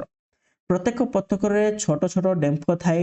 ବେଳେ ବେଳେ ପତ୍ରକଟି ପତ୍ର ଭଳି ଦେଖାଗଲେ ମଧ୍ୟ ଏହା ପତ୍ର ନୁହେଁ, ଏହା ଫଳରେ ଗୋଟିଏ ଗୋଟିଏ ଅଂଶ ମାତ୍ର ଥାଏ ବୁଝିହେଲା। ତୁମେମାନେ ଦେଖିବ ଗୋଟେ ଗୋଟେ ଜାଗାରେ କ'ଣ ହେଇଥିବ ନା ତୁମମାନଙ୍କୁ ପତ୍ରଟିଏ ସେଥିରେ କ'ଣ ସେଟା ପତ୍ର ଭଳିଆ ଦେଖାଗଲେ ମଧ୍ୟ ସେଟା ପତ୍ର ହୋଇନଥିବ, କାରଣ ସେଟା ଗୋଟେ ଫଳକର ଅଂଶଟିଏ ହୋଇଥିବ, ଗୋଟେ ଫଳକର ଅଂଶ ହୋଇଥିବ ବୁଝିହେଲା। ଫଳକ କାହାକୁ କୁହାଯାଏ ଏବଂ ପତ୍ର କାହାକୁ କୁହାଯାଏ? ଯେଉଁ ଜାଗାରେ ତୁମମାନଙ୍କର ଫଳକ 1 ହୋଇକି ଥିବ ତାକୁ ଆମେ କ'ଣ କହିବା ପତ୍ର କହିବା ବୁଝିହେଲା। ଏବଂ ଏଇଟା ଦେଖ ଯେଉଁ ତୁମମାନଙ୍କର ରହିଛି ନିମ୍ବ ଗଛର ପତ୍ର ଗୁଡ଼ିକ କେମିତି ଥାଏ ଏଇଭଳିଆ ଥାଏ, ଯେଉଁ ଏଇଭଳିଆ ଥାଏ ତାକୁ ଆମେ କ'ଣ କହିବା ପ୍ରତ୍ୟେକ ମିଶିଲେ ଗୋଟେ ପତ୍ର ହବ, କିନ୍ତୁ କେବଳ ଗୋଟେ ଯେଉଁ ଏଟାର ଗୋଟିଏ ଥିଲେ ସିଏ ହେଇଯିବ କ'ଣ ତୁମମାନଙ୍କର ଫଳକ, ତାକୁ ଆମେ କହିବା ବୁଝିହେଲା। ଫଳକ ଏବଂ ପତ୍ରକ ମଧ୍ୟରେ ସମ୍ପର୍କ କ'ଣ? এইଭଳି ପତ୍ରକ ଥିବା ପତ୍ରକୁ ଯୌଗିକ ପତ୍ର କୁହାଯାଏ, କିନ୍ତୁ ଆମ୍ବ, ପଣସ, ଅମୃତଭଣ୍ଡା ଆଦି ପତ୍ରକୁ ମୌଳିକ ପତ୍ର କୁହାଯାଏ। ମୌଳିକ ପତ୍ର କାହାକୁ କୁହାଯାଏ, ଯୌଗିକ ପତ୍ର କାହାକୁ କୁହାଯାଏ? ଦେଖ ଏଇ ଯେଉଁ ତୁମମାନେ ଦେଖିପାରୁଥିବ ଆମ୍ବ ଗଛର ପତ୍ରଟି, ଏହା ଏଇ ଯେଉଁ ଆମ୍ବ ଗଛର ପତ୍ରଟିରେ ତୁମମାନେ ଦେଖିପାରୁଛ ଏଇଟା କେବଳ ଗୋଟିଏରେ ହେଇଛି, ତେଣୁ ତାକୁ କ'ଣ କହିବା ଆମେ ମୌଳିକ ପତ୍ର ବୋଲି କହିବା। କିନ୍ତୁ ତୁମମାନେ ଏଠାରେ ଦେଖିପାରୁଥିବ ଏହା ହେଉଛି ତୁମମାନଙ୍କର ଗୋଟେ ନିମ୍ବ ଗଛର ପତ୍ର। ତାହେଲେ ଏଇ ଯେଉଁ ନିମ୍ବ ଗଛର ପତ୍ରଟି ଦେଖୁଛ ଏହା 3ଟି ହେଇଛି, ଏଇଟା ତୁମମାନଙ୍କର ପତ୍ରକ। ଏଇ ପତ୍ରକ ଗୁଡ଼ିକୁ ମିଶିକିରି ତୁମମାନଙ୍କର କ'ଣ ହେଇଛି ପତ୍ର ହେଇଛୁ, ତେଣୁ ଏହା ହେଉଛି ତୁମମାନଙ୍କର କ'ଣ ଯୌଗିକ ପତ୍ର ଏହାକୁ କହିବା। ଇଏ ହେଉଛି କ'ଣ 2ଟି ପତ୍ରକରେ ମିଶିକି ଗୋଟେ ହେଇଛି, ତେଣୁ ଏହା ହେଉଛି କ'ଣ ଯୌଗିକ ପତ୍ର ବୋଲି ଆମେ ଏହାକୁ କହିବା। ମୌଳିକ ପତ୍ର ଏବଂ ଯୌଗିକ ପତ୍ର ବିଷୟ ତୁମମାନେ ଏବେ କ୍ଲିୟର ହେଇଗଲ। ତାପରେ ଆମେ ନେକ୍ସଟ ଦେଖିବା, ଦେଖ ଆମ୍ବ, ପଣସ, ପିଜୁଳି ଇତ୍ୟାଦି ପତ୍ରର ଧାର ଦନ୍ତୁରିତ ନୁହେଁ। ଆମେ ଦେଖିଛେ ଯେ ଆମ୍ବ, ପଣସ, ଏଇ ଯେଉଁ ପିଜୁଳି ଗଛ ଏମାନଙ୍କର ପତ୍ର କେବେ ହେଲେ ଦନ୍ତୁରିତ ହୁଅନ୍ତି ନାହିଁ। ଦନ୍ତୁରିତର ଅର୍ଥ ହେଉଛି କ'ଣ ନା ତୁମମାନେ ଲକ୍ଷ୍ୟ କର ଏଠାରେ ଯେଉଁ ଗୋଟେ ତୁମମାନଙ୍କର ମନ୍ଦାର ଫଳ ରହିଛି, ଏଇ ମନ୍ଦାର ଫଳର ତାର ଫଳକ ସାରା କ'ଣ ହେଇଛି ନା ଦନ୍ତୁରିତ ହୋଇଛି। ଏହା କ'ଣ ଗଜା ହୋଇଥାଏ ବୁଝିଲା, ଗଜମା ହୋଇଥାଏ। ତେବେ ଏଇ ଯେଉଁ ଆମ୍ବ ଏବଂ ପଣସ ପତ୍ରକୁ ଦେଖିଲେ ସେ ତାଙ୍କର କ'ଣ ତାଙ୍କର ପତ୍ରଟିଏ ଦନ୍ତୁରିତ ହୋଇନଥାଏ। ଏଇ ଯେଉଁ ପତ୍ରଟିକୁ ଦେଖ ଏହା କ'ଣ ଦନ୍ତୁରିତ ହୋଇଛି କି? ଦନ୍ତୁରିତ ନୁହେଁ ବୁଝିଲା। କିନ୍ତୁ ମନ୍ଦାର ପତ୍ରର ଧାର ଦନ୍ତୁରିତ, ଆମେ ଜାଣିଛେ ମନ୍ଦାର ଫଳର ଧାରଟିଏ ଦନ୍ତୁରିତ ହୋଇଥାଏ। ସେହିଭଳି ଅମୃତଭଣ୍ଡାର ପତ୍ର ଧାର ବହୁତ ପରିମାଣରେ ଦନ୍ତୁରିତ ହୋଇଥାଏ। ଆମେ ଏଠାରେ ଦେଖିପାରିବା ଗୋଟେ ଅମୃତଭଣ୍ଡା ପତ୍ରଟିଏ ରହିଛି। ଏଇ ଯେଉଁ ଅମୃତଭଣ୍ଡାର ପତ୍ରରେ କେତେ ବଡ଼ ବଡ଼ ଦନ୍ତୁରିତ ହୋଇଥାଏ। ସେହିପରି ବିଭିନ୍ନ ପତ୍ରର ଅଗ୍ରକୁ ଦେଖ, ଔଷଧ ପତ୍ରର ଅଗ୍ର ଖୁବ୍ ଗଜାଳିଆ ହେଲା ବେଳେ ପଣସ ପତ୍ରର ଅଗ୍ର ଆଦ୍ୟ ଗଜାଳିଆ ନୁହେଁ। ତୁମମାନେ ଦେଖିପାରୁଥିବ ଏଠାରେ ତୁମମାନଙ୍କର ଗୋଟେ ଦେଇଛି କ'ଣ ନା ଗୋଟିଏ ଅଶ୍ୱତଥ ବୃକ୍ଷର ଗଛ, ଅଶ୍ୱତଥ ବୃକ୍ଷର ଗୁଚ୍ଛ। ଏଇ ଗଛଟିରେ ତୁମମାନେ ତାର ପତ୍ରଟିରେ ଦେଖିପାରିବ ତାର ଅଗ୍ରଟି କେତେ ଭାବରେ ଗଜାମିଆ ହେଇଛି। ଠିକ୍ ସେଇଭଳି ତୁମମାନେ ପଣସ ଗଛକୁ ଯେତେବେଳେ ଦେଖିବ ତାର ପତ୍ରଟି ଗଜାଳିଆ ହୋଇନଥାଏ। ବହୁ ଜାତିର ପତ୍ରରେ ଅଳ୍ପ ବହୁତ ଗଜାଳିଆ ହୋଇଥାଏ, ମାତ୍ର କଞ୍ଚନ ପତ୍ର ଅଗ୍ରଟି ଦେଖିଲେ ମନେ ହୁଏ ଯେପରି ତାହା ଭିତରକୁ ପଶିଯାଇଛି। ତୁମମାନେ ଜାଣିଛ ଯେକୌଣସି ଗଛର ପତ୍ରକୁ ଦେଖ ତାର ଅଗ୍ରଟିଏ କ'ଣ ହେଇଥିବ ନା ଗଜିଆ ହୋଇଥିବ। ଯେମିତି ତୁମମାନେ ଦେଖିପାରୁଥିବ ଏହି ପତ୍ରଟିରେ ତାର ଗଜିଆ ରହିଛି, ଏହି ପତ୍ରରେ ତୁମମାନେ ଗଜିଆ ରହିଥିବ ଦେଖିଥିବ, କିନ୍ତୁ ଏଇ ଯେଉଁ ଅଶ୍ୱତଥ ବୃକ୍ଷରେ ତ ବହୁତ ବଡ଼ ଗଜିଆ ଥିବ, ସେଇଭଳି ପଣସ ଗଛରେ ମଧ୍ୟ ଟିକେ ଥିବ। କିନ୍ତୁ ଯେତେବେଳେ ତୁମମାନେ କାଞ୍ଚନ ଗଛକୁ ଦେଖୁଛ, এই କାଞ୍ଚନ ଗଛର ପତ୍ରଟିଏ ଯେତେବେଳେ ତୁମେ ଦେଖୁଛ ସେଥିରେ କ'ଣ ହେଇଥିବ ନା ତୁମମାନଙ୍କୁ ମନେ ହେବ ଯେ ତାର ଅଗ୍ରଟି ଭିତରକୁ ପଶିଯାଇଛି ବୋଲି ତୁମମାନଙ୍କୁ ଅନୁଭବ ହେବ। ସେହିପରି ବିଭିନ୍ନ ଜାତିର ପତ୍ର ଫଳକ ମଝିରେ ଗୋଟିଏ ମୋଟା ଶିରା ଥାଏ ଏବଂ ସେଥିରୁ କ'ଣ ଶାଖା ଓ ପ୍ରଶାଖା ଶିରାମାନ ବାହାରିଥାଏ। ତୁମମାନେ ପ୍ରତ୍ୟେକ ଗଛକୁ ଦେଖିବ ତାର ପତ୍ରରେ ଦେଖିବ କ'ଣ ନା ଗୋଟେ ତୁମମାନଙ୍କର ମୋଟା ଶିରା ଥିବ ଏବଂ ସେ ମୋଟା ଶିରାରୁ ତୁମମାନଙ୍କୁ ବିଭିନ୍ନ ପ୍ରକାର ଶାଖା ଗୁଡ଼ାକ ଥିବ ଏବଂ ଶାଖା ଗୁଡ଼ାକ ପ୍ରଶାଖା ଶାଖା ମାନେ କ'ଣ ଶିରମାନ ବାହାରିଥାଏ। ଏହି ଦୁଇଟି ଶାଖା ଶିରାରୁ ବାହାରିଥିବା ଦୁଇଟି ପ୍ରଶାଖା ଶିରା ପରସ୍ପର ସହିତ ଯୋଡ଼ି ହୋଇ ଫଳକ ଦେହରେ ଜାଳ ପରି ବିଛାଇ ହେବାକୁ ଜାଲକ ଶିରାନ୍ୟାସ କୁହାଯାଏ। ଜାଲକ ଶିରାନ୍ୟାସ କାହାକୁ କୁହାଯାଏ? ଏଇ ଯୋଉ ତୁମମାନଙ୍କର ମୂଳ ବା ମୁଖ୍ୟ ଶାଖାରୁ ଯେଉଁ ଗୁଡ଼ିକ ଶାଖା ତୁମମାନଙ୍କର ଶାଖା ଶିରା ବାହାରିଥିବ, ପ୍ରଶାଖା ଶିରା ବାହାରିଥିବ, ପୁଣି ସେଥିରୁ ଶାଖା ଶିରା ପ୍ରଶାଖା ଶିରା ବାହାରିଥିବ, এইଗୁଡ଼ାକ ଗୋଟେ ପତ୍ରରେ କ'ଣ ଜାଳ ଭଳିଆ ଥାଏ। ତେଣୁ ଏହି ଯୋଉ ଜିନିଷଟାକୁ ଆମେ କ'ଣ କହିବା ନା ଏହାକୁ ଜାଳକ ଶିରା ବିନ୍ୟାସ ବୋଲି ଆମେ କହିଥାଉ। ତମେମାନେ ଏହାକୁ ବରପତ୍ରର ଶିରା ବିନ୍ୟାସକୁ ଦେଖ। এই ଯୋଉ ବରପତ୍ରର ଶିରା ବିନ୍ୟାସ ତମମାନେ ଯେତେବେଳେ ଦେଖିବ ସେଥିରେ ତମମାନଙ୍କୁ କ'ଣ ଦେଖାଯିବ ଯେ କେତେ ଭାବରେ ତମମାନଙ୍କର ଶିରା ବିନ୍ୟାସ ହୋଇଛି। କିନ୍ତୁ ତମେ ଯେତେବେଳେ ଗୋଟେ ଧାନ ଗଛ କିମ୍ବା କଦଳୀ ଗଛ ଶିରାର ସମାନ୍ତର ଭାବେ ବି ପାର୍ଥକ୍ୟ ଥାଏ। ପତ୍ରର ବୃନ୍ତ ଅଗ୍ରରୁ ଏମାନେ କ'ଣ ଅନେକ ଗୁଡ଼ିଏ ଶିରା ପାରିଥାନ୍ତି ଯାହାକି ଆଗକୁ ଲମ୍ବି ଯାଇଥାନ୍ତି। ତମମାନେ ଯେତିକି ସବୁ ବୃକ୍ଷ ଯେତିକି ସବୁ ତମମାନେ ପତ୍ର ଦେଖିଲ ଯେଉଁ ପ୍ରକାରର ବୃକ୍ଷରୁ ସେଗୁଡ଼ିକ କ'ଣ ହୋଇଥାଏ ନା ତାଙ୍କ ମଧ୍ୟରେ ହିଁ ସେମାନେ ରହିଥାନ୍ତି। ସେଇ ପତ୍ର ମଧ୍ୟରେ ହିଁ ସେଇ ଯେତିକି ସବୁ ଶିରା ଜାଲକ ଗୁଡ଼ାକ ରହିଥାନ୍ତି। କିନ୍ତୁ ତମମାନେ ଦେଖିବ ଯେ ଗୋଟେ ତମ ଧାନ ଗଛର ଶିରା ଦେଖିବ କିମ୍ବା ଗୋଟେ କଦଳୀ ଗଛର ଶିରା ଦେଖିବ, ସେଗୁଡ଼ିକ କ'ଣ ହେବେ ନା ଆଗକୁ ବଢ଼ି ଯାଇଥାନ୍ତି, ଯାହାଫଳରେ ସେମାନଙ୍କ ପତ୍ର ଗୁଡ଼ିକ ବଡ଼ ଦେଖାଯାଇଥାଏ। ବୁଝିହେଲା? ଏହି ଶିରା ଗୁଡ଼ିକ ସମାନ୍ତର ଥିଲେ ପରି ମନେ ହୁଏ। ଏଇ ଯୋଉ ଶିରା ଗୁଡ଼ିକ କ'ଣ ସମାନ୍ତର ଅଛନ୍ତି ବୋଲି ମନେ ହେଉଛି।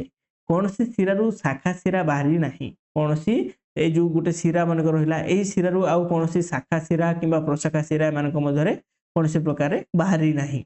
ଏହି ପ୍ରକାର ଶିରା ବିନ୍ୟାସକୁ ସମାନ୍ତରଳ ଶିରା ବିନ୍ୟାସ କୁହାଯାଏ। ସମାନ୍ତରଳ ଶିରା ବିନ୍ୟାସ କାହାକୁ କୁହାଯାଏ ନା ଯେତେବେଳେ ଗୋଟେ ପତ୍ରରେ ତାର ଶିରା ଗୁଡ଼ାକ ସେଇ ତାଙ୍କ ଶାଖା ଶିରା ପ୍ରଶାଖା ଶିରାରୁ ନ ବାହାରି ସେମାନେ ସିଧାସଳଖ ଆଗକୁ ବଢ଼ି ଯାଇଥାନ୍ତି, ତାଙ୍କୁ କୁହାଯାଏ ସମାନ୍ତରଳ ଶିରା ବିନ୍ୟାସ ବୋଲି ଆମେ କହିପାରିବା। ତାହେଲେ ଦେଖ ପତ୍ରର କାର୍ଯ୍ୟ କ'ଣ? ଆମେ ବୃକ୍ଷର ସମସ୍ତ ପ୍ରକାର କାର୍ଯ୍ୟ ପଢୁଛେ, ତାହେଲେ ପତ୍ରର କାର୍ଯ୍ୟ କ'ଣ ଅଛି ନା ପତ୍ର ଉଦ୍ଭିଦର ଅତି ଆବଶ୍ୟକ ଅଂଶଟିଏ। ପତ୍ର ହେଉଛି ଗୋଟେ ଉଦ୍ଭିଦର ଗୋଟେ ଅତି ଆବଶ୍ୟକ ଅଂଶଟିଏ। ପତ୍ର ଆଲୋକ ଶକ୍ତିକୁ ବ୍ୟବହାର କରି ସେଥିରେ ନିଜେ ଖାଦ୍ୟ ପ୍ରସ୍ତୁତ ନିଜେ କରେ, ତା ସହିତ ଅମ୍ଳଜାନ ନିଷ୍କାସନ କରେ। ଏହି ଖାଦ୍ୟ ପ୍ରତ୍ୟକ୍ଷ ବା ପରୋକ୍ଷରେ ସମସ୍ତ ଜୀବଜଗତକୁ ଖାଦ୍ୟ ପ୍ରଦାନ କରିଥାଏ। এই ପତ୍ର ଗୋଟେ କ'ଣ ତୁମମାନଙ୍କର ମୁଖ୍ୟ ଜିନିଷ, ଯିଏକି ପତ୍ରଟିଏ କ'ଣ କରିଥାଏ ନା ତୁମମାନଙ୍କର ଖାଦ୍ୟ ସେ ପ୍ରସ୍ତୁତ କରିଥାଏ, ଯାହା ଫଳରେ ସେହି ଖାଦ୍ୟଟି ତୁମମାନଙ୍କର କ'ଣ କରେ ଖାଦ୍ୟ ପ୍ରସ୍ତୁତ ହେଲା ସମୟରେ ଅମ୍ଳଜାନଟି ସେ ନିଷ୍କାସନ କରିଥାଏ ପରବର୍ତ୍ତୀ ସମୟରେ। ତାପରେ ସେଇ ଯୋଉ ଖାଦ୍ୟ ପ୍ରସ୍ତୁତ କଲା ସେଟା ପରୋକ୍ଷରେ ହଉ କିମ୍ବା ପ୍ରତ୍ୟକ୍ଷରେ ହଉ ସାରା ଜୀବ ଜଗତ ଉପରେ ତାକୁ କ'ଣ କରିଥାଏ ନା ଅନେକ ପ୍ରକାରରେ ଖାଦ୍ୟ ପ୍ରଦାନ କରିଥାଏ। ପତ୍ର ଦେହରେ ଥିବା ଅସଂଖ୍ୟ ଛିଦ୍ର ଦ୍ୱାରା ଉଦ୍ଭିଦ ବାୟୁମଣ୍ଡଳରୁ ଅମ୍ଳଜାନ ନେଇ ଅଙ୍ଗାରକାମ୍ଳ ତ୍ୟାଗ କରି ଶୋଷଣ କରିଥାଏ। ଉଦ୍ଭିଦଟିଏ ତାର ପତ୍ର ମଧ୍ୟରେ ଯେଉଁ ସ୍ତମ ରହିଛି ସେ କଣା ଗୁଡ଼ିକୁ କ'ଣ କୁହାଯାଏ? ସେ ପତ୍ର କଣା ଗୁଡ଼ିକୁ ସ୍ତମ କୁହାଯାଏ। ସେ ସ୍ତମ ସାହାଯ୍ୟରେ ସେ କ'ଣ କରେ ବାୟୁମଣ୍ଡଳରୁ ଅମ୍ଳଜାନ ନେଇ ଅଙ୍ଗାରକାମ୍ଳ ତ୍ୟାଗ କରି ଶୋଷଣ କରିଥାଏ। ଏହି ଛିଦ୍ର ଗୁଡ଼ିକ ଦ୍ୱାରା ଉଦ୍ଭିଦ ଶରୀରରୁ ଅତ୍ୟଧିକ ଜଳକୁ ଜଳୀୟ ବାଷ୍ପ ଆକାରରେ ବାହାରକୁ ଛାଡ଼ିଥାଏ। ତା ସହିତ କ'ଣ କରେ ଉଦ୍ଭିଦରେ ଯେତିକି ସବୁ ଜଳ କଣା ଗୁଡ଼ିକ ଥାଏ ସେଇ ଜଳୀୟ ବାଷ୍ପ ହେଇକିରି ସେ ଉଦ୍ଭିଦର ସେଇ ପତ୍ର ସାହାଯ୍ୟରେ ବାୟୁମଣ୍ଡଳକୁ ଛାଡ଼ିଥାଏ। ଏହାକୁ କ'ଣ କୁହାଯାଏ ନା ଏହାକୁ ଉଚ୍ଛେଦନ ପ୍ରକ୍ରିୟା ବୋଲି କୁହାଯାଏ। ଏଟା ଟିକେ ମନେ ରଖିବ। ଉଚ୍ଛେଦନ ପ୍ରକ୍ରିୟା କାହାକୁ କୁହାଯାଏ ନା ଯେତେବେଳେ ଉଦ୍ଭିଦ ସେ ଜଳ ଗୁଡ଼ିକୁ ସେ ପତ୍ର ସାହାଯ୍ୟରେ ବାୟୁମଣ୍ଡଳକୁ ଛାଡ଼ିଥାଏ ଆମେ ତାକୁ କ'ଣ କହିବା? ଉଚ୍ଛେଦନ ବୋଲି କହିବା। ତାପରେ ଦେଖ ଆମେ ସମସ୍ତ ପ୍ରକାରର ମୂଳ ପଢ଼ିଲେ, କାଣ୍ଡ ପଢ଼ିଲେ ଏବଂ ତା ସହିତ ପତ୍ରର ବି ଆମେ କାର୍ଯ୍ୟ ପଢ଼ିଲେ। ତାପରେ ଆମେ ଦେଖିବା ଫୁଲର କାର୍ଯ୍ୟ କ'ଣ ଅଛି। ଫୁଲ ଆମେ କାହାକୁ କହିବା ଏବଂ ଫୁଲର କାର୍ଯ୍ୟ କ'ଣ ଅଛି ଆମେ ଜାଣିବା। ଫୁଲ ଉଦ୍ଭିଦର ଏକ ମୁଖ୍ୟ ଅଙ୍ଗ। ଫୁଲଟିଏ କ'ଣ ଗୋଟେ ଉଦ୍ଭିଦର ଗୋଟେ ମୁଖ୍ୟ ଅଙ୍ଗ। ଫୁଲରୁ ଫଳ ଜାତ ହୁଏ। ଫୁଲକୁ ତୁମେ କେଉଁ କେଉଁ କାର୍ଯ୍ୟରେ ଲଗାଅ ତାର ଗୋଟେ ଆଲୋଚନା କରିବି ଲେଖକ ହେଲା। ତୁମେ ଜାଣିଛ ଫୁଲ ହେଉଛି ଗୋଟେ ମୁଖ୍ୟ ଉପାଦାନ। ଆମେ ସମସ୍ତେ ଗୋଟେ ବୃକ୍ଷରୁ ଫୁଲଟିଏ ତୋଳି ଆଣୁ, ତାହେଲେ ସେଇ ଫୁଲର କାର୍ଯ୍ୟ କ'ଣ ଏବଂ ଫୁଲରୁ ଏହା କ'ଣ ହେଇଥାଏ ପରବର୍ତ୍ତୀ ସମୟରେ ଫଳ ସୃଷ୍ଟି ହୁଏ। କିପରି ଭାବରେ ଫଳ ସୃଷ୍ଟି ହୁଏ ସେସବୁ ବିଷୟରେ ଆମେ ଜାଣିବା। ସେଥିପାଇଁ ତୁମ ପାଇଁ କାମ 7 ପଏଣ୍ଟକୁ ଦେଖ। ସେଥିପାଇଁ ତୁମମାନଙ୍କୁ ଗୋଟେ ଛୋଟିଆ କାମଟିଏ କରିବ। ତାହେଲେ କ'ଣ ନା ଗୋଟିଏ କୃଷ୍ଣଚୂଡ଼ା ଫୁଲଟି ଆଣି ତାର ବିଭିନ୍ନ ଅଂଶକୁ ଦେଖି ଚିତ୍ରଟି ଅଙ୍କନ କର ଓ ଏହାର ବିଭିନ୍ନ ଅଂଶକୁ ଚିହ୍ନା କହିଲା। ତୁମମାନେ ଗୋଟେ କୃଷ୍ଣଚୂଡ଼ା ଗୋଟେ ବୃକ୍ଷରୁ ତୁମମାନେ ଗୋଟେ ଫୁଲଟି ଆଣିବ, ସେଇ କୃଷ୍ଣଚୂଡ଼ା ଫୁଲକୁ ଲକ୍ଷ୍ୟ କରିବ ଏବଂ ତାର ବିଭିନ୍ନ ଅଂଶ ଗୁଡ଼ିକୁ ତୁମମାନେ ଲେଖିବ। ତାହେଲେ ଦେଖ ଏଇ ଯୋଉ କୃଷ୍ଣଚୂଡ଼ା ଗଛର ଫୁଲଟି ରହିଛି ୟାର ବିଭିନ୍ନ ଅଂଶକୁ ଆମେ ପ୍ରଥମେ ଜାଣି ରଖିବା। ଦେଖ ଏଇ ଯୋଉ ଫୁଲର ତାର ମୁଖ୍ୟ ଅଂଶଟି ଯୋଉଟା କି ତୁମମାନଙ୍କର କାଣ୍ଡ ସହିତ ଲାଗିକି ରହିଥାଏ ତାକୁ ଆମେ କ'ଣ କହିବା ନା ବୃନ୍ତ ବୋଲି କହିବା। ଏବଂ ଯେଉଁ ଫୁଲଟି ଫୁଲ ହେବା ପୂର୍ବରୁ ଯେଉଁ ତାର ପୂର୍ବ ଅବସ୍ଥାରେ ଥାଏ ବା ଛୋଟିଆ ଅବସ୍ଥାରେ ଥାଏ ତାକୁ ଆମେ କ'ଣ କହିବା କଢ଼। କଢ଼ ଏହା ଆସ୍ତେ ଆସ୍ତେ ବଡ଼ ହୋଇ ଏହା ଫୁଲରେ ପରିଣତ ହୋଇଥାଏ। ଏବଂ ଯେତେବେଳେ ଆମେ ଗୋଟେ ଫୁଲ ଯେଉଁଠାରୁ ଆରମ୍ଭ ହୁଏ ଯେଉଁ ଗୋଟେ ତାର ରହିଥାଏ କ'ଣ ଥଳି ତାକୁ ଆମେ କ'ଣ କହିବା ବୃତ୍ତି ଚକ୍ର କହିବା। ଏହା କ'ଣ ଚତୁଃପାର୍ଶ୍ୱରେ ଘୋଡ଼ା ହେଇକି ଥାଏ, ସେଠାରୁ ଫୁଲଟିଏ ସୃଷ୍ଟି ହୋଇଥାଏ। ତା ପୂର୍ବକୁ ତା ଆଗକୁ ଗଲେ ଆମେ ପାଖୁଡ଼ା ପାଇବା। ଫୁଲ ଏଇ ଯୋଉ ବୃତ୍ତି ଚକ୍ରର ଆଗକୁ ଗଲେ ଆମେ ପାଖୁଡ଼ା ପାଇବା। ପାଖୁଡ଼ା ଭିତରକୁ ଆମେ ଯେତେବେଳେ ଯିବା ସେଠାରେ କ'ଣ ଥିବ ତୁମମାନଙ୍କର ପୁଂକେଶର ତୁମମାନଙ୍କର ଥିବ। ଏଇଗୁଡ଼ାକୁ ତୁମମାନେ ଭଲ ଭାବରେ ଜାଣିବ। ପୁଂକେଶର ଥିବା ପରେ ତା ଭିତରକୁ ଆମେ ଗଲେ କ'ଣ ପାଇପାରିବା ଏଠାରେ ତୁମମାନଙ୍କର ଥିବ କ'ଣ ତୁମମାନଙ୍କର ଗର୍ଭଚକ୍ର ଥିବ। ତାହେଲେ ଆମେ ଜାଣିବା ଏଇ ଯୋଉ ଫୁଲର ବିଭିନ୍ନ ପ୍ରକାର କାର୍ଯ୍ୟ ରହିଲା ଏବଂ ସେଟା କିପରି ଭାବରେ ହୋଇଥାଏ ଆମେ ସେଗୁଡ଼ିକୁ ଜାଣିବା। ଦେଖ ଆମେ ଫୁଲର ବୃନ୍ତ ଅଛି ଆମେ ଜାଣିଛେ। ବୃନ୍ତ ବ୍ୟତୀତ ଫୁଲରେ ଆଉ 4 ପ୍ରକାର ଅଂଶ ଥାଏ। ସେଗୁଡ଼ିକ କ'ଣ କ'ଣ ସେ ପ୍ରକାର ଅଂଶ ବୃତ୍ତି ଥିବ, ବୃତ୍ତି ଚକ୍ର ଯୋଉଟା ଆମେ କହିଲେ ବର୍ତ୍ତମାନ ଦେଖିଲେ। ତାପରେ ଦଳ ଥିବ, ଦଳକୁ ଆମେ ଯୋଉଟା କହୁଛେ ପାଖୁଡ଼ା କହିଲେ ସେଟା ଥିବ। ପୁଂକେଶର ଥିବ ଏବଂ ଗର୍ଭକେଶର ଏଇଟିକି ଥିବ। ଏଇ ଯୋଉ ଫୁଲଟି ତୁମମାନେ ଦେଖିପାର ଏଇ ଯୋଉ ଫୁଲରେ ଏଟାକୁ ଆମେ କ'ଣ କହିବା ପାଖୁଡ଼ା କହିବା। ବୃତ୍ତି କାହାକୁ କହିବା ଏହାକୁ କହିବା ବୃତ୍ତି। ଏବଂ ବୃନ୍ତ କାହାକୁ କହିବା ନା ଯୋଉଟା ତୁମମାନଙ୍କର କାଣ୍ଡ ସହିତ ଲାଗିକି ରହିଥାଏ। ଏବଂ ଏଠାରେ ଆମେ ଦେଖିବା କି ପୁଂକେଶର ଏବଂ ଗର୍ଭକେଶର କ'ଣ।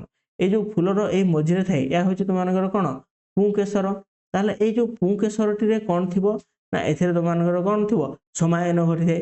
ତାହେଲେ ଦେଖ ଆମେ ନେକ୍ସଟ ଯିବା ଏଇଟା ହେଉଛି କ'ଣ ତୁମମାନଙ୍କର ପୁଂକେଶରଟିଏ ଏବଂ ଏଠାରେ ରହିଛି ତୁମମାନଙ୍କର ଗର୍ଭକେଶର। ଏଠାରେ କ'ଣ ଥିବ ନା ଗର୍ଭକେଶର ତୁମମାନଙ୍କର ଗୋଟେ ଗର୍ଭଶୀର୍ଷ ଥିବ।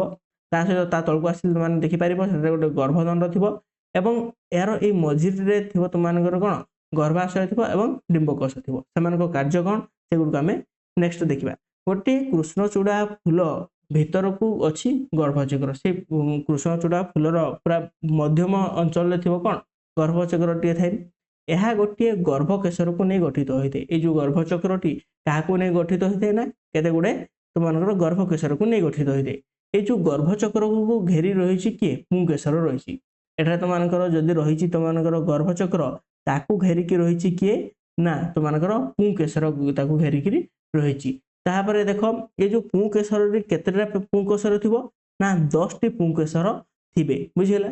ଏଇ ପୁଂକେଶରର ଚାରି ପାଖରେ ପୁଣି ଦଳଚକ୍ର ଘେରିକି ରହିଛି ଆମେ ଯାହାକୁ କହୁଛେ ପାଖୁଡ଼ା ବୋଲି କହୁଛେ ବୁଝିହେଲା। ଏଇ ଯୋଉ ତାକୁ ମାନେ ପୁଂକେଶରକୁ ଘେରି ହୋଇ ରହିଛି ଚତୁଃପାର୍ଶ୍ୱରେ ଘେରି ହୋଇ ରହିଛି କିଏ ନା ପାଖୁଡ଼ା। ଆମେ ଲେଖିପାରିବା ପାଖୁଡ଼ା ବୁଝିହେଲା। ଯୋଉଟା କି ତୁମମାନଙ୍କର କେତେଟି ପାଖୁଡ଼ା ଥିବ ପ୍ରାୟ 5ଟି ପାଖୁଡ଼ା ପ୍ରତ୍ୟେକ ଫୁଲଟିରେ ଥାଏ। ତାହେଲେ ଆମେ ନେକ୍ସଟ ଦେଖ ପାଖୁଡ଼ା ପରେ କି ଥିବ ନା ପାଖୁଡ଼ାଟି ରଙ୍ଗ ତୁମମାନେ ସମସ୍ତେ ଜାଣିଛ ପାଖୁଡ଼ା ଗୁଡ଼ିକର ବିଭିନ୍ନ ପ୍ରକାରର ରଙ୍ଗୀନ ହୋଇଥାନ୍ତି। ପ୍ରତ୍ୟେକ ଫୁଲ ଅନ୍ୟ କଲର ହୋଇଥାନ୍ତି ବା ଅନ୍ୟ ରଙ୍ଗ ବେରଙ୍ଗ ହୋଇଥାନ୍ତି। ତେଣୁ ସେ ପାଖୁଡ଼ା ଗୁଡ଼ିକ ସେ ଭିତରକୁ ଆମେ ଯିବା ନାହିଁ କାରଣ ସେଟା ସବୁ ଗଛରେ ଭିନ୍ନ ଭିନ୍ନ ରଙ୍ଗ ଥାନ୍ତି।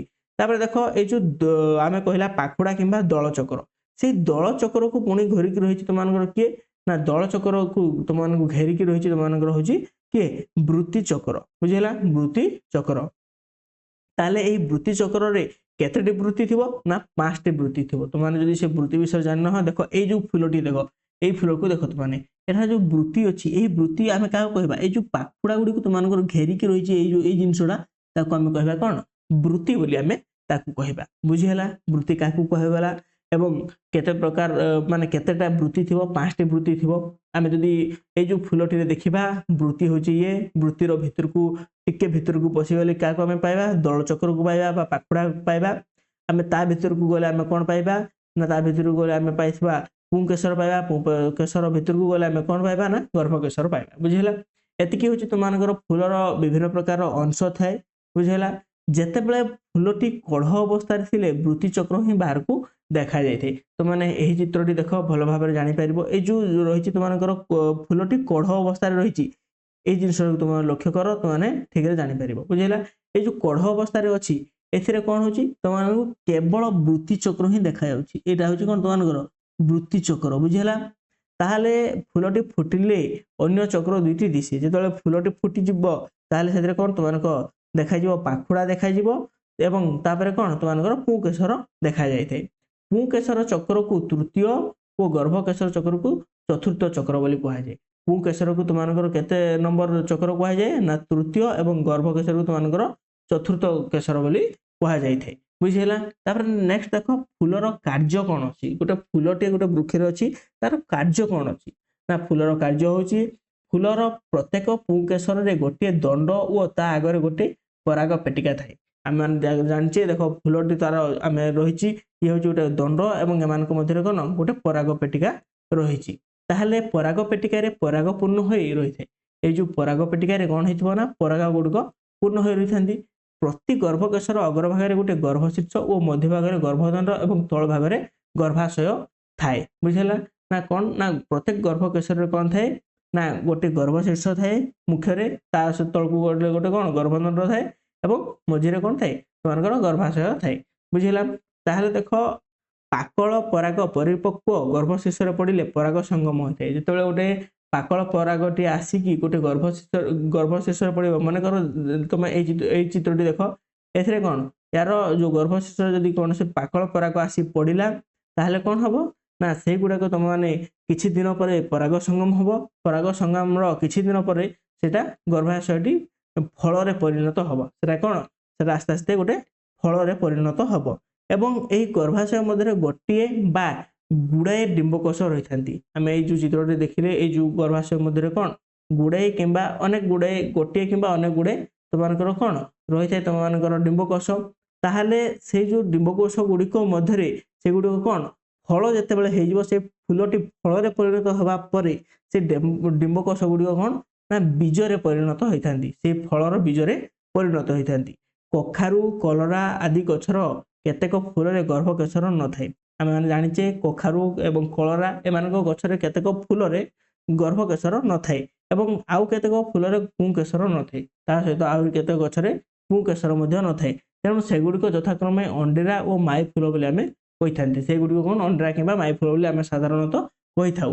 ଅର୍ଥାତ୍ ଗଛରେ ଦୁଇ ପ୍ରକାର ଫୁଲ ଫୁଟେ, ସେଗୁଡ଼ିକ ହେଉଛି କ'ଣ ନା ତୁମମାନଙ୍କର ସ୍ତ୍ରୀ ଜାତୀୟ ଏବଂ ଅଣ୍ଡିରା ଜାତୀୟ ଗଛ ବୋଲି ଆମେ କହିଥାଉ। ମାତ୍ର ଆଉ କେତେକ ଜାତିର ଗଛରେ ମାତ୍ର ଗୋଟିଏ ପ୍ରକାର ଫୁଲ ଫୁଟେ, ସେମାନଙ୍କୁ ଅଣ୍ଡିରା ଗଛ ମାଇ ଗଛ ବି କୁହାଯାଇଥାଏ। ଯଥା ପୋଟଳ, କାଙ୍କଡ଼, ତାଳ, ଖଜୁରୀ ଏହି ପ୍ରକାର ଗଛକୁ ଆମେ ଫଳ ଗୁଡ଼ିକୁ ନେଇକି ଆମେ ଗଛକୁ ଦୁଇ ପ୍ରକାରରେ ବିଭକ୍ତ ମଧ୍ୟ ଆମେ କରିଛେ ଫୁଲକୁ ନେଇକି। ତାହେଲେ ଫୁଲ ପରେ ଆମେ ଫଳର ବିଷୟରେ ଆମେ ଟିକେ ଜାଣିଦେବା। ତାହେଲେ ଦେଖ ଯେତେବେଳେ ଫଳଟି ହେବ, ଫଳରେ କ'ଣ ହବ ନା ଗର୍ଭାଶୟଟି ପରାଗ ସଙ୍ଗମ ପରେ ଫଳ ହୁଏ। ଯେତେବେଳେ ଗର୍ଭାଶୟଟି କ'ଣ ପରାଗ ସଙ୍ଗମ ହବ ତାପରେ କ'ଣ ଗୋଟେ ଫଳରେ ପରିଣତ ହୁଏ ଏବଂ ଯେଉଁ ଡିମ୍ବକୋଷ ଗୁଡ଼ିକ ଥାନ୍ତି ସେଗୁଡ଼ିକ କ'ଣ ଫଳର ବୀଜ ରୂପରେ ପରିଣତ ହୋଇଥାନ୍ତି। ତାହେଲେ ପ୍ରତ୍ୟେକ ଫଳରେ ଗୋଟିଏ ଆବରଣ ଓ ଏକ କିମ୍ବା ଏକାଧିକ ବୀଜ ବା ମଞ୍ଜି ଥାଏ। ବୀଜଟି ଫଳ ସହ ନାଭି ସୂତ୍ର ସାହାଯ୍ୟରେ ସଂଯୋଗ ହୋଇଥାଏ। ସେଇ ଫଳଟି କ'ଣ ନା ନାଭି ସୂତ୍ର ସାହାଯ୍ୟରେ ଫଳ ସହିତ ସଂଯୋଗ ହୋଇକି ଥାଏ। ଫଳ ଭିତରେ ବୀଜ ନିରାପଦରେ ଗଠିତ ହୁଏ। এই যে ଗୋଟେ ଫଳ ମଧ୍ୟରେ ଗୋଟେ ବୀଜଟିଏ ନିରାପଦ ଭାବରେ ରହିଥାଏ। ସିଏ କ'ଣ ଆସ୍ତେ ଆସ୍ତେ ନିରାପଦ ଭାବରେ ଗଠନ ହୋଇ ସାରିଲା ପରେ ଆସ୍ତେ ଆସ୍ତେ ବଡ଼ ହେବ ଏବଂ ପାକଳ ମଧ୍ୟ ସେଇ ବୀଜଟି ହୋଇଥାଏ। ବୀଜ ପୁଣି ଆଉ ଥରେ ନୂତନ ଗଛ ହେବା ପାଇଁ ସାହାଯ୍ୟ କରି ବଂଶ ବିସ୍ତାର କରିଥାଏ। ତାପରେ କ'ଣ ସେ ଯୋଉ ବୀଜଟି ଆସ୍ତେ ଆସ୍ତେ ବଡ଼ ହେଇ ପାକଳ ହେଇ ସାରିଲା ପରେ ସେ ଆଉ ଗୋଟେ ବୃକ୍ଷ ବା ବଂଶ ବୃଦ୍ଧିରେ ସେ କ'ଣ ସାହାଯ୍ୟ କରିଥାଏ ବୋଲି ଆମେ ଜାଣିଲେ। ଆମେ ମାନେ ବର୍ତ୍ତମାନ ଏଇ ପାଠଟି କମ୍ପ୍ଲିଟ ଭାବରେ ବୁଝିଗଲେ ଯେ ଆମେ କିପରି ଭାବରେ ଉଦ୍ଭିଦର ସମସ୍ତ କାଣ୍ଡ ଗୁଡ଼ିକୁ ଆମେ ପଢ଼ିଲେ। ଯେପରି ତାର ପଢ଼ିଥିଲେ ଆମେ କ'ଣ ନା ତାର ଆମେ ପଢ଼ିଲେ କି ଲୋମ କାହାକୁ କୁହାଯାଏ, କାଣ୍ଡ କାହାକୁ କୁହାଯାଏ, ପତ୍ର କାହାକୁ କୁହାଯାଏ, ଫୁଲ କାହାକୁ କୁହାଯାଏ, ଫଳ କାହାକୁ କୁହାଯାଏ। ଆମେ ସେସବୁ ବିଷୟରେ ଆମେ କମ୍ପ୍ଲିଟ ଭାବରେ ବୁଝିଲେ। ତାହେଲେ ଏଥିପାଇଁ ଆମେ ଆଉ ଗୋଟେ ସର୍ଟରେ ଆମେ କହିଦେବା ଆମେ କାଣ୍ଡ କାହାକୁ ଆମେ ମୂଳ କାହାକୁ କହିବା। ମୂଳ ହେଉଛି ଆମମାନଙ୍କର ତୁମମାନେ ଜାଣିଛ ଯେଉଁ ବୃକ୍ଷର ଯେଉଁ ପାର୍ଟଟି ତୁମମାନଙ୍କର ମାଟି ତଳେ ରହିଲା ଏବଂ ଯେଉଁଟାକି ସୂର୍ଯ୍ୟାଲୋକର ବିପରୀତ ଦିଗରେ ବା ମାଧ୍ୟାକର୍ଷଣ ଦିଗକୁ ଗତି କଲା, ଆମେ ତାକୁ କ'ଣ କହିଥାଉ ନା ମୂଳ ବୋଲି କହିଥାଉ। ମୂଳ ପରେ ତୁମମାନଙ୍କର ରହିଛି କ'ଣ ମୂଳ ତା ବିଭିନ୍ନ ପ୍ରକାର ଅଂଶ ରହିଛି। ଯେପରି ତାର ପ୍ରଧାନ ମୂଳ, ଶାଖା ମୂଳ, ମୂଳତ୍ରାଣ ଏଗୁଡ଼ାକ ରହିଛି। ତା ସହିତ ମୂଳରେ ମୂଳତ୍ରାଣ ରହିଛି ଏବଂ ମୂଳ ତୁମମାନଙ୍କର ବିଭିନ୍ନ ପ୍ରକାର ମୂଳ ରହିଛି। ଯେମିତିକି ତୁମମାନଙ୍କର ସ୍ତମ୍ଭ ମୂଳ ରହିଛି ଏବଂ ଠେସ ମୂଳ ରହିଛି। ଏଇ ଠେସ ମୂଳ ଏବଂ ତୁମମାନଙ୍କର କ'ଣ ସ୍ତମ୍ଭ ମୂଳକୁ ନେଇକି ଅସ୍ଥାନିକ ଭାବରେ ରୂପାନ୍ତରିତ ମୂଳରେ ପରିଣତ ହୋଇଛି। ବୁଝିଲା। ମୂଳଟି ସବୁବେଳେ ତାର ମୁଖ୍ୟ କାର୍ଯ୍ୟ ହେଉଛି ସେ କ'ଣ ମାଟିକୁ ଜାବୁଡ଼ିକି ରଖିବା ଏବଂ ମୂଳଟି ତୁମମାନଙ୍କର କ'ଣ କରିବ ନା ଜଳ ଏବଂ ତୁମମାନଙ୍କର ରହିଛି ଖଣିଜ ପଦାର୍ଥ ମାଟି ତଳୁ ଶୋଷଣ କରି ସେ ଉଦ୍ଭିଦର ବିଭିନ୍ନ ଅଂଶକୁ ସେ ପଠାଇଥାଏ। ତାପରେ ମୂଳ ପରେ କାଣ୍ଡକୁ ଆମେ ଆସିବା। କାଣ୍ଡଟି ତୁମମାନଙ୍କୁ କାହାକୁ କହିବା ଯେଉଁ ଜିନିଷଟି ବୃକ୍ଷର ବା ଉଦ୍ଭିଦର ଯେଉଁ ଅଂଶଟି ମାଟି ଉପରେ ସୂର୍ଯ୍ୟାଲୋକ ଦିଗରେ ଗତି କରିଥାଏ ଆମେ ତାକୁ କାଣ୍ଡ ବୋଲି କହିବା। ଗୋଟେ କାଣ୍ଡ ଆମେ କାହାକୁ କହିବା ଯେଉଁଠାରୁ ତମମାନଙ୍କର ମାଟି ଉପରେ ଥାଏ, ତା ସହିତ ସେଇ କାଣ୍ଡଟିରେ ଗଣ୍ଠି ଥାଏ, ପବ ଥାଏ ଏବଂ କକ୍ଷ କଳିକା ଥାଏ। ଆମେ ଗଣ୍ଠି କାହାକୁ କହିବା ଯେଉଁଠାରେ ତମମାନଙ୍କର ଦୁଇଟି ପତ୍ର ବାହାରିଥାଏ, ଦୁଇ ବା ତାଠାରୁ ଅଧିକ ପତ୍ର ବାହାରିଥାଏ, ଆମେ ତାକୁ ଗଣ୍ଠି କହିବା। ଏବଂ ଯେଉଁ ଦୁଇଟି ଗଣ୍ଠି ମଧ୍ୟବର୍ତ୍ତୀ ସ୍ଥାନକୁ ଆମେ ପବ ବୋଲି କହିବା। ଏବଂ ଯେଉଁଠାରେ ଯେଉଁ ଗଣ୍ଠିରେ ଗୋଟେ ପତ୍ର ଥିବ ଏବଂ ଆଉ ଗୋଟେ ସେଠାରୁ ଆଉ ଗୋଟେ କାଣ୍ଡ ସୃଷ୍ଟି ହେଉଥିବ, ଆମେ ସେଇ ଜାଗାକୁ ଆମେ କକ୍ଷ କଳିକା ବୋଲି ଆମେ କହିଥାଉ। ଏହା ହେଉଛି ତୁମମାନଙ୍କର କାଣ୍ଡ। ଏବଂ କାଣ୍ଡର କାର୍ଯ୍ୟ ଯଦି ଆମେ ଜାଣିବା ବା କାଣ୍ଡ ସେ କ'ଣ ଗୋଟେ ମୁଖ୍ୟ ତାର ରହିଛି, ମୁଖ୍ୟ ଭୂମିକା ରହିଛି ଗୋଟେ ଉଦ୍ଭିଦରେ। କାଣ୍ଡଟି ତୁମମାନଙ୍କର ଦୁଇ ଭାଗରେ ବିଭକ୍ତ, ଗୋଟେ ହେଉଛି ସବଳ କାଣ୍ଡ ଏବଂ ଆଉ ଗୋଟେ ହେଉଛି ଦୁର୍ବଳ କାଣ୍ଡ। ଆମେ ସବଳ କାଣ୍ଡ କାହାକୁ କହିବା? ଯେଉଁ କାଣ୍ଡ ଗୁଡ଼ିକ ବିନା କୌଣସି ଗଛର ସାହାଯ୍ୟରେ ଉପରକୁ ବଢିଥାନ୍ତି ଆମେ ତାକୁ କହିବା ସବଳ କାଣ୍ଡ। ଏବଂ ଯେଉଁ କାଣ୍ଡ ଗୁଡ଼ିକ ତୁମମାନଙ୍କର କ'ଣ ନା ଆଉ ଗୋଟେ ଗଛ ସାହାଯ୍ୟରେ ବଢିଥାଏ ଆମେ ତାକୁ କହିବା କ'ଣ? ଦୁର୍ବଳ କାଣ୍ଡ ବୋଲି ଆମେ କହିବା। ସବଳ କାଣ୍ଡ ଦୁର୍ବଳ କାଣ୍ଡ ଜାଣିପାରିଲ। ତାପରେ ଦେଖ କାଣ୍ଡଟି ତୁମମାନଙ୍କର ସମ୍ପୂର୍ଣ୍ଣ ରୂପରେ ଗୋଟେ ମୁଖ୍ୟ ଜିନିଷ ଗୋଟେ ଗଛଟିର, କାରଣ ସେ ଗଛକୁ ସବୁବେଳେ ସ୍ଥାୟୀ ଭାବରେ ରଖିଥାଏ ବା ସବଳ ଭାବରେ ରଖିଥାଏ ଏବଂ ସେ ସବୁବେଳେ ତୁମମାନଙ୍କର ମାଟି ତଳୁ ମୂଳ ସାହାଯ୍ୟରେ ଯେଉଁ ସବୁ ଜଳ ଏବଂ ଖଣିଜ ପଦାର୍ଥ ଆସିଥାଏ ସେ ଉଦ୍ଭିଦର ବିଭିନ୍ନ ଅଂଶକୁ ପଠାଇଥାଏ। ତା ସହିତ ପତ୍ରରେ ଆଲୋକ ସଂଶ୍ଳେଷଣ ମାଧ୍ୟମରେ ଯେଉଁ ଖାଦ୍ୟ ଗୁଡ଼ିକ ପ୍ରସ୍ତୁତ ହୁଏ ସେଇ ଖାଦ୍ୟ ଗୁଡ଼ିକୁ ସେ ମଧ୍ୟ କ'ଣ ତୁମମାନଙ୍କର ଶରୀର ସେଇ ବୃକ୍ଷର ବିଭିନ୍ନ ଅଂଶକୁ କାଣ୍ଡ ସାହାଯ୍ୟରେ ସେ ପରିବହନ ହୋଇଥାଏ। ବୁଝିହେଲା? କାଣ୍ଡ ମଧ୍ୟ କ'ଣ ଯେମିତି ମୂଳ ରୂପାନ୍ତରିତ ହୋଇଥାଏ, କାଣ୍ଡ ମଧ୍ୟ କ'ଣ ତୁମମାନଙ୍କର ରୂପାନ୍ତରିତ କାଣ୍ଡ ଗୁଡ଼େ ସୃଷ୍ଟି ହୋଇଥାଏ। ତାପରେ କାଣ୍ଡ ପରେ ଦେଖ ତୁମମାନଙ୍କର ରହିଛି କ'ଣ ପତ୍ର ରହିଛି। ଉଦ୍ଭିଦର ପତ୍ରରେ କ'ଣ ହୋଇଥାଏ? ଉଦ୍ଭିଦର ପତ୍ର ସମସ୍ତ ପ୍ରକାର ଛୋଟ କିମ୍ବା ବଡ଼ ହିସାବରେ ଥାନ୍ତି। ପତ୍ରଟିରେ ମଧ୍ୟ କ'ଣ ତୁମମାନଙ୍କର ବୃନ୍ତ, ଶାଖା ଶିରା, ପ୍ରଶାଖା ଶିରା, ତାପରେ କ'ଣ ମଧ୍ୟ ଶିରା, ଫଳକ ଏଗୁଡ଼ାକ ଅଛନ୍ତି। ପତ୍ର ମଧ୍ୟ ତୁମମାନଙ୍କର ଦୁଇ ପ୍ରକାର, ଯାହାକି ମୌଳିକ ପତ୍ର ଏବଂ ଯୌଗିକ ପତ୍ର। ମୌଳିକ ପତ୍ର ହେଉଛି ଯୋଉଟା କି କେବଳ ଗୋଟିଏ ପତ୍ରକରେ ସୃଷ୍ଟି ହୋଇଥାଏ ଏବଂ ଯୋଉଟା ଯୌଗିକ ପତ୍ର ଦୁଇଟି ପତ୍ରକୁ ନେଇ ଯେଉଁ ପତ୍ରରେ ହୋଇଥାଏ ତାକୁ ଆମେ କ'ଣ କହିବା? ଯୌଗିକ ପତ୍ର ବୋଲି କହିବା। ତା ସହିତ କିଛି ପତ୍ର ଗୁଡ଼ିକର ଧାର ଦନ୍ତୁରିତ ହୋଇଥାଏ ଏବଂ ଆଉ କିଛି ପତ୍ର ଗୁଡ଼ିକର ଧାର ଦନ୍ତୁରିତ ହୋଇନଥାନ୍ତି। ବୁଝିହେଲା? ଏହିସବୁ ବିଷୟରେ ଆମେ ପଢ଼ିଲେ। ତା ସହିତ ଯେଉଁ ପତ୍ରକରେ ବିଭିନ୍ନ ପ୍ରକାର ଶିରା ଗୁଡ଼ିକ ଲାଗିକି ରହିଥାନ୍ତି ତାକୁ ଆମେ କ'ଣ କହିବା? ନା ସେଗୁଡ଼ିକୁ ଜାଳକ ଶିରା ବିନ୍ୟାସ ବୋଲି ଆମେ କହିଥାଉ। ଏବଂ ତୁମମାନେ ଦେଖିଥିବ ଯେଉଁ ଧାନ ଗଛ କିମ୍ବା ତୁମମାନଙ୍କର କଦଳୀ ଗଛ, ସେଇଥିରେ ଶିରା ଗୁଡ଼ିକ ସେ ଆଗକୁ ହିଁ ବଢ଼ି ଚାଲିଥାନ୍ତି। ସେ ଆଗକୁ ବଢ଼ି ଯିବା ଫଳରେ ସେଇ ପ୍ରକାର ପତ୍ରକୁ ଆମେ ସମାନ୍ତର ଶିରା ବିନ୍ୟାସ ପତ୍ର ବୋଲି ଆମେ କହିଥାଉ। ବୁଝିଲା? ତାହେଲେ ପତ୍ରର କାର୍ଯ୍ୟ କ'ଣ? ସେ ଖାଦ୍ୟ ପ୍ରସ୍ତୁତ କରିଥାଏ ଏବଂ ସେ ଖାଦ୍ୟ ପ୍ରସ୍ତୁତ କରି ସେ ବିଭିନ୍ନ ଅଂଶକୁ ପଠାଇଥାଏ। ତା ସହିତ ଆମେ ପତ୍ର ମାଧ୍ୟମରେ ଯେଉଁ ବୃକ୍ଷ ସମସ୍ତ ପ୍ରକାର ତୁମର ଜଳୀୟ ବାଷ୍ପ ଗୁଡ଼ିକୁ ବାୟୁମଣ୍ଡଳକୁ ଛାଡ଼ିଥାଏ ତାକୁ ଆମେ କ'ଣ କହୁଛେ? ଉଚ୍ଛେଦନ ବୋଲି ଆମେ କହୁଛେ। ତାପରେ ପତ୍ର ପରେ ଫଳକୁ ଆସିବା। ଫୁଲଟିରେ କ'ଣ ହେଇଥାଏ? ଫୁଲରେ ବିଭିନ୍ନ ପ୍ରକାର ତୁମମାନଙ୍କର ଥାଏ, ବୃନ୍ତ ଥାଏ, କଢ଼ ଥାଏ, ବୃତ୍ତିଚକ୍ର ଥାଏ, ପାଖୁଡ଼ା ଥାଏ, ପୁଂକେସର ଥାଏ, ଗର୍ଭକେଶର ଥାଏ। ବୃନ୍ତଟିଏ କ'ଣ ହେଇଥାଏ ନା ଯେତେବେଳେ ତୁମମାନଙ୍କର ଲାଗିକି ରହିଥାଏ ଗୋଟେ କାଣ୍ଡ ସହିତ ତାକୁ ଆମେ ବୃନ୍ତ କହିବା। ବୃନ୍ତର ଯଦି ଆମେ ଟିକେ ଫୁଲଟିଏ ଯଦି ଫୁଟିବା ପୂର୍ବରୁ ଯେଉଁ ଅବସ୍ଥାରେ ଥାଏ ତାକୁ ଆମେ କଢ଼ କହିବା। କଢ଼ଟି ବଡ଼ ହେଇ ଫୁଲରେ ପରିଣତ ହୁଏ। ତାପରେ ତାପରକୁ ବୃତ୍ତିଚକ୍ର ଥାଏ। ବୃତ୍ତିଚକ୍ରଟି ତୁମମାନଙ୍କର ପାଖୁଡ଼ା ଗୁଡ଼ିକୁ ଜାବୁଡ଼ି ରଖିଥାଏ। ଆମେ ଯେତେବେଳେ ବୃତ୍ତିଚକ୍ର ଉପରକୁ ଆମେ ପାଖୁଡ଼ା ଉପରକୁ ଯଦି ଯିବା ପୁଂକେସର ଥିବ, ପୁଂକେସରରେ କ'ଣ ହେଇଥାଏ? ତୁମମାନଙ୍କର ମଝିରେ ଗର୍ଭକେଶର ଥାଏ। ତାହେଲେ ଏଇ ଯେଉଁ ଫୁଲଟିରେ କ'ଣ ହେଇଥାଏ ନା ଫୁଲଟିରେ ତୁମମାନଙ୍କର ଗୋଟେ ଫୁଲରୁ ଫଳ ରୂପରେ ପରିଣତ ହୋଇଥାଏ, ଯେଉଁଠାରେ ତୁମମାନଙ୍କର ରହିଥାଏ ଡିମ୍ବକୋଷ ଗୁଡ଼ିକୁ ଥାଏ। ସେ ଡିମ୍ବକୋଷରେ ଯେତେବେଳେ ତୁମମାନଙ୍କର କ'ଣ ହେଇଥାଏ ନା ପରାଗ ପୂର୍ଣ୍ଣ ହୋଇ ରହିଥାନ୍ତି ସେ ପରାଗ ପେଟିକାରେ, ସେତେବେଳେ ତୁମମାନଙ୍କର ଗର୍ଭକେଶରର ଅଗ୍ରଭାଗରେ ଯଦି ଗର୍ଭଶୀର୍ଷ ଥାଏ, ସେ ଗର୍ଭଶୀର୍ଷ ଏବଂ ଗର୍ଭଦଣ୍ଡ ଥାଏ ଏବଂ ତଳ ଭାଗରେ ଗର୍ଭାଶୟ ଥାଏ। ତାହେଲେ ଏଇ ଯେଉଁ ଗର୍ଭଶୀର୍ଷରେ ଯଦି ଯେକୌଣସି ପ୍ରକାର ପରାଗ ଆସି ପାକଳ ପରାଗ ଆସି ସେଠାରେ ପଡ଼େ, ସେଠାରେ ସଙ୍ଗମ ହୁଏ ଏବଂ ସଙ୍ଗମ ହୋଇସାରିଲା ପରେ କିଛି ଦିନ ପରେ ଗର୍ଭାଶୟଟି ଫଳରେ ପରିଣତ ହୁଏ ଏବଂ ସେ ଗର୍ଭାଶୟ ମଧ୍ୟରେ ଥିବା ଯେଉଁ ସବୁ ଡିମ୍ବକୋଷ ଗୁଡ଼ିକ ସେଟା କାଳକ୍ରମେ ବା ଆସ୍ତେ ଆସ୍ତେ ସେଗୁଡ଼ିକ କ'ଣ ବୀଜରେ ପରିଣତ ହୁଅନ୍ତି, ଫଳର ବୀଜରେ ପରିଣତ ହୁଅନ୍ତି। ତାହେଲେ ସେଇ ବୃକ୍ଷ ଗୁଡ଼ିକ ମଧ୍ୟ ବିଭିନ୍ନ ପ୍ରକାର ରହିଛନ୍ତି, ଯେମିତିକି ଅଣ୍ଡିରା ଗଛ ଏବଂ ମାଇ ଫୁଲ ବୋଲି ଆମେ କହିଥାଉ ଫୁଲ ଗୁଡ଼ିକୁ, କାରଣ ସେଗୁଡ଼ିକ କିଛି ପ୍ରକାରରେ କେଉଁଥିରେ ଗର୍ଭକେଶର ନଥାଏ ତ ଆଉ କେଉଁଥିରେ ପୁଂକେଶର ନଥାଏ, ତେଣୁ ସେଗୁଡ଼ିକୁ ଆମେ ଅଣ୍ଡିରା କିମ୍ବା ମାଇ ଫୁଲ ବୋଲି ଆମେ କହିଥାନ୍ତି। ଏବଂ ଫୁଲ ପରେ ଆମେ ଫଳକୁ ଆସିବା। ଫଳଟି କ'ଣ? ସେଇ ଫଳଟି ତୁମମାନଙ୍କର ଗର୍ଭାଶୟଟି ଯେତେବେଳେ ପରାଗ ସଙ୍ଗମ ପରେ ଫଳରେ ପରିଣତ ହୁଏ ସେଟାକୁ ଆମେ କ'ଣ କହୁଛେ? ଫଳ ବୋଲି ଆମେ କହୁଛେ। ଫଳରେ ତାର ବାହ୍ୟ ଅଂଶରେ ଗୋଟେ ଆବରଣ ଥିବ ଏବଂ ତା ମଝିରେ ଏକ କିମ୍ବା ଏକାଧିକ ମଞ୍ଜି ଥାଏ। ତାହେଲେ ବୀଜଟି ଫଳ ସହ ନାଭି ସୂତ୍ର ସାହାଯ୍ୟରେ ସଙ୍ଗମ ହୋଇଥାଏ। ଏଇ ଯେଉଁ ତୁମମାନଙ୍କର ଫଳଟି ଥାଏ ସେଇ ଫଳ ମଧ୍ୟରେ ଯେତିକି ସବୁ ବୀଜ ରହିଛନ୍ତି ସେଟା କୋଉଥିରେ ସଂଯୋଗ ହେଇଥିବେ ନା ନାଭି ସୂତ୍ର ସହିତ ସଂଯୋଗ ହେଇକି ଥିବେ। ଏତିକି ହେଉଛି ତୁମମାନଙ୍କର କମ୍ପ୍ଲିଟ୍ ଆମେ ସର୍ଟରେ କହିଦେଲେ। ତେବେ ତା ସହିତ ତୁମମାନଙ୍କୁ କହି ରଖିବି, ଯଦି ଆମ ଭିଡ଼ିଓଟି ତୁମମାନଙ୍କୁ ଭଲ ଲାଗିଛି ତାହେଲେ ଭିଡ଼ିଓଟିକୁ ଗୋଟେ ତୁମମାନେ ଲାଇକ୍ କରିପାରିବ। ତା ସହିତ ଯଦି ତୁମମାନଙ୍କର କୌଣସି ପ୍ରକାର ବି ଡାଉଟ୍ ରହିଛି ତାହେଲେ ତୁମମାନେ ମୋତେ କମେଣ୍ଟ ସେକ୍ସନରେ ତୁମମାନେ ମୋତେ ପଚାରି ପାରିବ। ଏବଂ ତୁମମାନଙ୍କର ଏହାର ଅଭ୍ୟାସ କାର୍ଯ୍ୟ ଯଦି ତୁମମାନେ ଜାଣିବା ପାଇଁ ଚାହୁଁଛ ତାହେଲେ ଏଇ ଭିଡ଼ିଓର ଡେସ୍କ୍ରିପସନରେ ଏହାର ଅଭ୍ୟାସ କାର୍ଯ୍ୟର ଆମେ ଆଲୋଚନା ବି ମଧ୍ୟ ପକାଇ ଦେଇଛେ, ସେଥିରୁ ଯାଇ ତୁମମାନେ ଏହାର ବିଷୟରେ ଆହୁରି ଅଧିକ ଜାଣିପାରିବ। ତେବେ ଆଜି ପାଇଁ ଭିଡ଼ିଓ ଏତିକି, ରହିଲି, ଜୟ ଜଗନ୍ନାଥ।